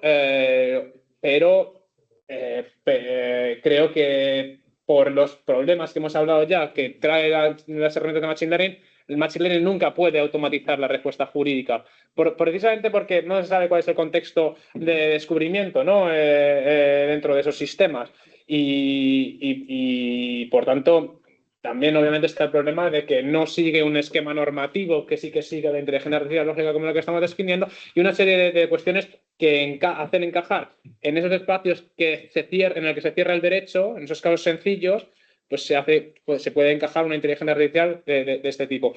Que respondiendo, luego si quieres responder tú, yo también te voy a responder a qué, porque también me parece una pregunta interesante en términos pragmáticos, que más o menos cantidad, ¿no? ¿Qué análisis cuantitativo hacemos de cómo puede una herramienta tal mejorar la eficiencia del proceso? Yo considero que, primero, el proceso monitorio, desconozco en verdad, lo estoy hablando un poco en términos especulativos, pero entiendo que el procedimiento monitorio en muchas ocasiones será casos básicos. Obviamente el problema tenemos la documentación. La documentación es verdad que estamos siendo bastante optimistas en pensar que toda la documentación que se va a presentar es digital. Pero bueno, en un futuro próximo seguramente también aparezca mucha documentación digital. Obviamente, con el estado actual básico que tenemos de Argo, creo que aún así una gran cantidad de casos se podrían resolver respecto a esta descripción del conocimiento del procedimiento monitorio que hemos hecho en Argo, tal y como está ahora. Por lo tanto, considero que la eficiencia podría aumentar bastante, pero por supuesto aumentaría mucho más si consiguiéramos terminar Argo también utilizando, pues eso, resolviendo las vallas estas que hemos puesto, como ha dicho Cristian, que las hemos llamado, no ha sido casualidad que lo llame vallas, porque les hemos llamado vallas de próxima apertura y las hemos numerado, de próxima apertura número 1, 2, 3, y tenemos unas 6. Y porque también, además tenemos este tipo de cosas mentales que bueno, así trabajamos. Y básicamente considero que una vez resueltas esas vallas, sí creo que es posible, precisamente porque el monitoreo es uno de esos casos sencillos, pues será mucho más eficiente. No te sé decir, pero yo digo que, por ejemplo, decir un 7 de 10, imagínate, ¿no? Y una cuestión que también quería dejar dicha, ¿no? Es que actualmente estamos en un sistema de justicia en el que todavía tenemos una sede judicial única, ¿no? Una sede judicial electrónica, y todavía tenemos que decir en las demandas o las peticiones monitorias a qué juzgado queremos que se dirija el procedimiento. Cuando lo que hemos implementado también en Argo, que ahora si quieres decir una regla rápida también para responder la primera pregunta, te dejo a ti, pero lo que sí quiero decir es que en Argo también hemos metido lo que es la regla de competencia territorial. ¿Por qué? Porque considero que el hecho de que el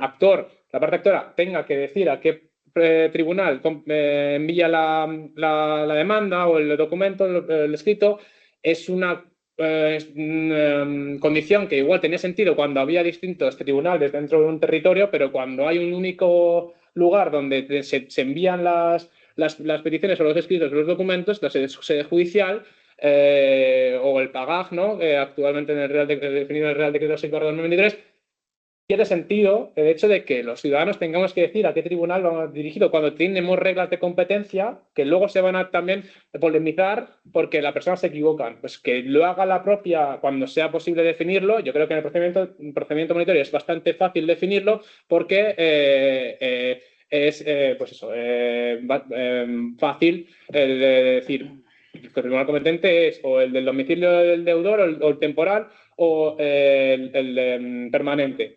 Entonces, básicamente, en función de lo que en ese caso sí que sería fácil que igual, si tuviera que decir algo, pues que dijera si el domicilio del deudor o el domicilio temporal del deudor, el domicilio permanente, la parte actora que dijera entre esos dos, y ya el propio sistema calcularía cuál es el tribunal que es competente en base a esa regla, ¿no?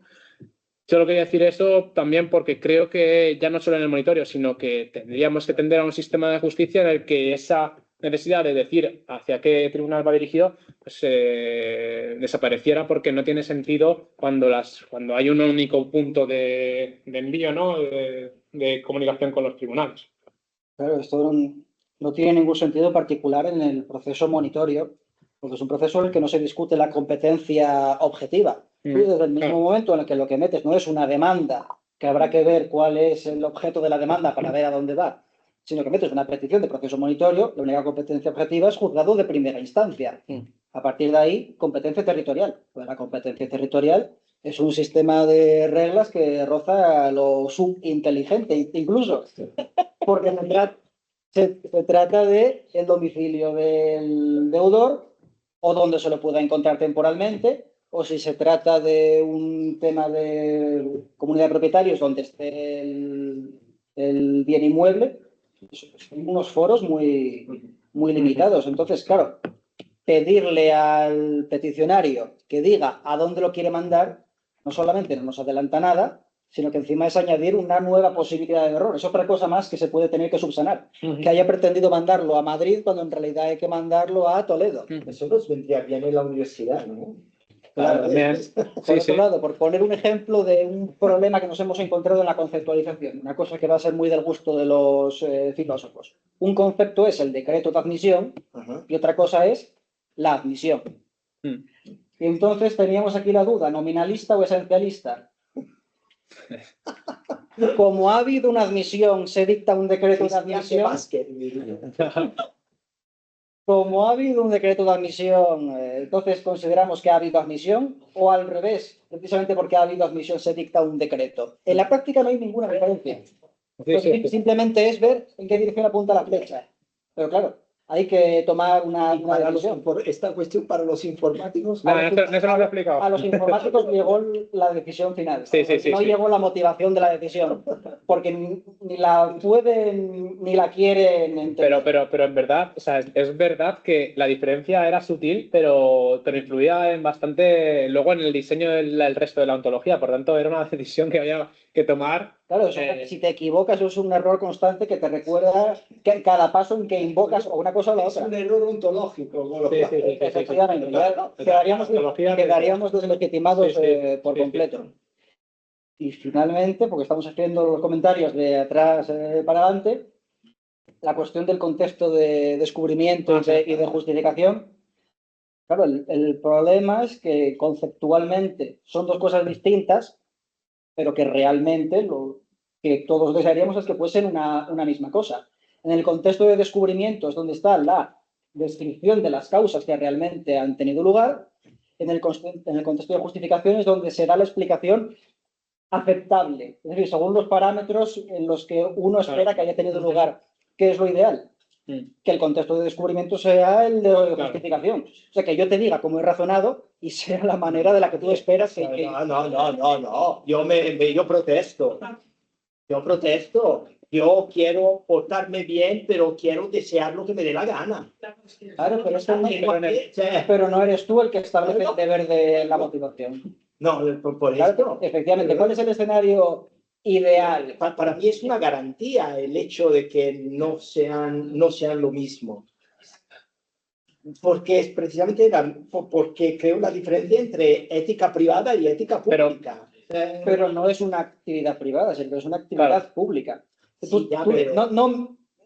Como no puedo saber cómo has decidido realmente, no me queda más remedio de conformarme con que me justifiques conforme a los parámetros que yo te exijo tu decisión. Claro, si tu decisión no cabe en esos parámetros ya se acabó. Ahora bien, allí que existe un contexto de justificación. Ahora bien, la expectativa... Para el derecho de... La expectativa es que tú no solamente me justifiques conforme a estos parámetros tu decisión, sino que realmente tú hayas decidido conforme a esos parámetros. Que no sea simplemente una construcción que coincide con tu proceso real de decisión, sino que sea tu proceso real de decisión. Sea una cuestión, de nuevo, nominalista. Evidentemente, si yo tomo la decisión ateniéndome al contexto de justificación, ateniéndome a las razones, es porque yo creo que eso es lo que debo hacer. O sea, por lo que debo hacer como función que tengo que ejercer cuando se me pide que decida. Pero eso no quiere decir que tenga que corresponderse con el estado mental que me ha producido en mis feromonas, en mis enzimas, el hecho de haber llevado a cabo esa acción. Y de hecho no coincide, por eso conceptualmente son dos contextos diferentes. Ahora bien, alabado sea Dios, en mi opinión, ahora no coincide. Que se puedan desligar no quiere decir que el escenario ideal sea que estén desligados. Ya, ese ideal es una especie de... A mí me suena a ideal distópico. No sé, que no creo. No, pero sí. Y discrepo bastante. ¿Con quién? Ah, porque, Creo que aunque decimos que, claro, que por ahí se pueden meter en nuestras cabezas y decir cuáles fueron los motivos o las razones que nos hicieron hacer lo que hicimos, eso no significa que para el derecho no le interesen también esas causas o esas explicaciones. no, Y lo prueba es que el derecho intenta siempre buscar que esas explicaciones de alguna manera estén cercanas a la justificación que das. Y que cuando hay elementos que pueden viciar realmente esos motivos o esas causas, pues que no intervengas, que te abstengas o revocar a ese sujeto. Y dices, bueno, pues si voy a dar una buena explicación, voy a dar una buena justificación de mi actuación, ¿por qué se preocupan de si soy pariente o amigo del que juzgo? O si tengo interés en la causa que voy a juzgar. Y después voy a dar una buena justificación y eso es lo único que le interesa al mundo del derecho, que no se metan en mis causas. Y en cambio el derecho sí que le preocupan que esas causas no sean causas impurias, que me orienten en una dirección contraria a la buena justificación. Luego, eso de que justificación y explicación estás usando la excepción como rey. Igual que tampoco veo que cuando tenemos una explicación, por ejemplo, en el terreno lógico o deductivo, hay una buena deducción, no hace falta más justificación. En ese caso, no. ¿Por qué? Porque la deducción realmente lo que podemos hacer es una justificación formal. Pero no una justificación formativa. No una justificación cuál es lo que debería haber hecho, cuál es la solución correcta o debida desde el punto de vista normativo. Dice, aquello que realmente es necesidad lógica, hay más justificación que la validez lógica. Igual que decía Kelsen, con el mundo de las normas, podemos hacer cualquier cosa menos lo necesario y lo imposible, lo podemos regular. ¿Por qué? Porque una relación causal, y si esta causa produce este efecto, no tiene sentido hablar ahí de justificaciones. Decir, no, la relación normativa que hay aquí es esta causa produce este efecto. Y por tanto, esta es la explicación causal que hay entre una causa y un efecto, y aquí no tiene sentido que nadie venga a hablarnos de otros elementos normativos de justificación. No creo que daría para mucho, pero no hace falta, no. Pero la recusación es una excepción, porque si no habría, cada vez que a alguien se le pide que tome una decisión, habría cada vez que indagar si está potencialmente viciado, y sin embargo clasificamos, tipificamos unas causas excepcionales en las que te tienes que vivir, porque eso nos lleva a la sospecha de que no coincida la explicación con la justificación, sino que la justificación esté viciada por tu explicación. Pero a mí eso me parece otro asunto. Pero si la justificación coincide. No. Claro, si la justificación es aceptable, en principio da igual quién sea el autor de la justificación. Claro, a menos que no baste con la justificación, sino que haga falta que detrás de ella haya al menos un mínimo atisbo de una explicación conforme a ese ideal de justificación.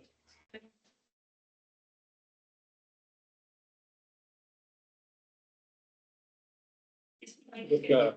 No, es que ya nos estamos yendo más allá de... No, es que claro, estamos yendo... No, es lo vuestro, todo esto... Sí, no, aquí no hay dilema. Sí, por supuesto, sí. Lo que planteaba Roger era una cuestión Claro, sí, era más... Y yo voy ya más allá de A, porque yo esto le veo mucho futuro. Sí. Quiero que seáis más ambiciosos y que vayáis más allá de A. Y es que esas cuestiones también están ahí precisamente en lo que tenemos, como digo, detrás, que es en la teoría esta de hasta qué punto se puede definir lo sencillo, lo complejo dentro del derecho. También tiene que ver también con estas cuestiones de hasta qué punto es posible el contexto de descubrimiento, el contexto de justificación, quedar completamente coincidentes o si hay que separarlos. Bueno, esas son cuestiones, obviamente, de la filosofía del derecho, que por eso también creo que el proyecto es interesante porque que toca todo eso, ¿no? Entonces, tenemos también, por último, la duda de si podíamos decir una norma, pero evidentemente, bueno, esto son unas normas para que entenderéis un poco más o menos de qué estamos hablando. Tenemos... yo habría elegido, si lo hubiésemos regulado, la norma de admisión, porque ahí es donde se ve mejor que hemos cogido muchos conceptos dentro de la ontología y los hemos relacionado, y entonces si se da en este caso este concepto y además estos atributos dentro de este concepto y además se da este tipo de relación entre este concepto y el otro, pues no sé, yo creo que aquí tengo, de hecho la tengo Sí, lo que pasa es que Bueno, vas a mirar ya en el documento. Vale. sí, no sé hasta qué punto esto es traducible del lenguaje escrito al lenguaje verbal, sin que produzca una especie de colapso Sí, o si no, en el que trate de leerlo y en el que trate de captarlo. o si no, podemos hacer una cosa de que, ¿Cuál si de alguien, una de la misión, sino que nos escriban o que les mandemos por correo. Aquí pasa la admisión. Sí. Bueno, No, aquí, el admission. Sí, o sea, por ejemplo, decimos, bueno, es esto que es verdad que es difícil de explicar porque está en inglés además y está en colorines, porque hemos puesto una norma, ¿ves? Sí. que describe, que define, una norma que define algo. Sí. No, básicamente una vez que tenemos montada la base inicial de los conceptos más básicos, o sea, lo que es una persona natural, lo que es una persona jurídica, lo que es un documento de esto y lo otro, con sus atributos, sus relaciones, ya empezamos a llegar a conceptos más complejos. Como por ejemplo, la persona natural, ¿qué atributos tiene? No, ¿es eso lo que habéis hecho? No, el problema es que la nuestra es una ontología de dominio, luego están las ontologías superiores que se llama, que son las que se utilizan para definir conceptos generales que se utilizan en distintas ontologías de dominio. Entonces, ya una persona natural o persona legal sería un concepto que pertenecería a una ontología superior porque es un concepto tan complejo que nosotros simplemente lo que hemos cogido es un atributo dentro de la persona natural, que es que tiene un documento de identidad. Pero eso era lo que... es como atributo ese, básicamente. Una vez que llegamos aquí al punto, a la gracia del asunto, que es automatizar el proceso de admisión, hay que tener en cuenta, en primer lugar, unos elementos básicos del decreto, que es que tiene una fecha, que tiene un texto y demás, pero luego están las reglas para que ese documento llegue a existir. Tiene que verificarse lo siguiente, por ejemplo, la relación application, o sea, la petición monitoria la ha cargado el acreedor y tiene un texto que es el legal brief en el que explica todo, con todo su contenido, salvo el de comunidad de propietarios, que es un contenido que puede tener, pero no se puede exigir porque a veces no concurre. Y tiene que haber un documento de deuda con todos los datos propios del documento y tiene que verificarse la relación que ese documento mencione al acreedor y tiene que verificarse la relación de que ese documento mencione al deudor y tiene que darse todas las características de la deuda. Tiene que verificarse todas las características de la deuda, que son 4, determinada, líquida, reducida y exigible, y tiene que verificarse que la cantidad que tú pides sea menor o igual que la cantidad que has probado. Porque si no sucediese eso, no te admitirían, sino que se activaría la regla del auto del juez por el que te reduce la cuantía para que tú como máximo pidas lo que has probado. ¿Cuántas reglas habéis tenido? Lo sabremos. Eso precisamente nos dijeron que una métrica posible dentro del artículo, nos dijeron los informáticos, como no va a haber métricas de precisión ni nada de eso porque no es machine learning, pues sea, por ejemplo, cuántas reglas hemos creado, ¿no? Sí. No lo hemos calculado, pero más de 50 habrá, ¿no? En páginas casi llegamos a ese... Sí, en páginas sí. Claro, date cuenta que una cosa como que la cantidad de 2.000 euros, que es el mínimo que a partir del cual ya te piden participar en el proceso con abogado y procurador, te obliga a desdoblar todas las reglas. Porque por un lado están las reglas en las que... Claro, por un lado están las reglas en las que tú presentas por debajo de esa cuantía por ti mismo el documento. Por otro lado están las reglas en las que tú por encima de esa cuantía lo presentas con abogado y procurador. Y los casos posibles en los que tú, no estando obligado a presentarlo con procurador, por debajo de esa cuantía, aún así lo presentas con un procurador. Es decir, se triplica. No solo... Sí, claro. Claro, y luego tienes que ver cuándo se inadmite.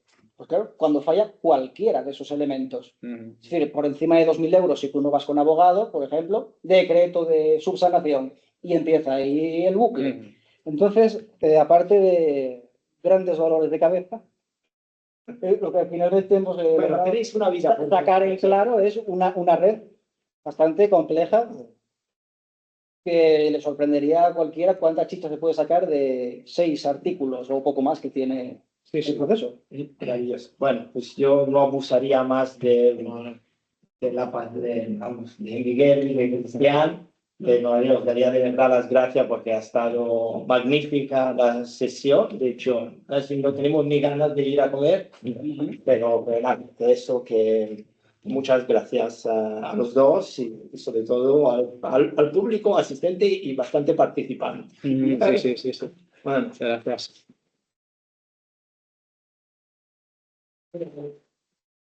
Sí, claro.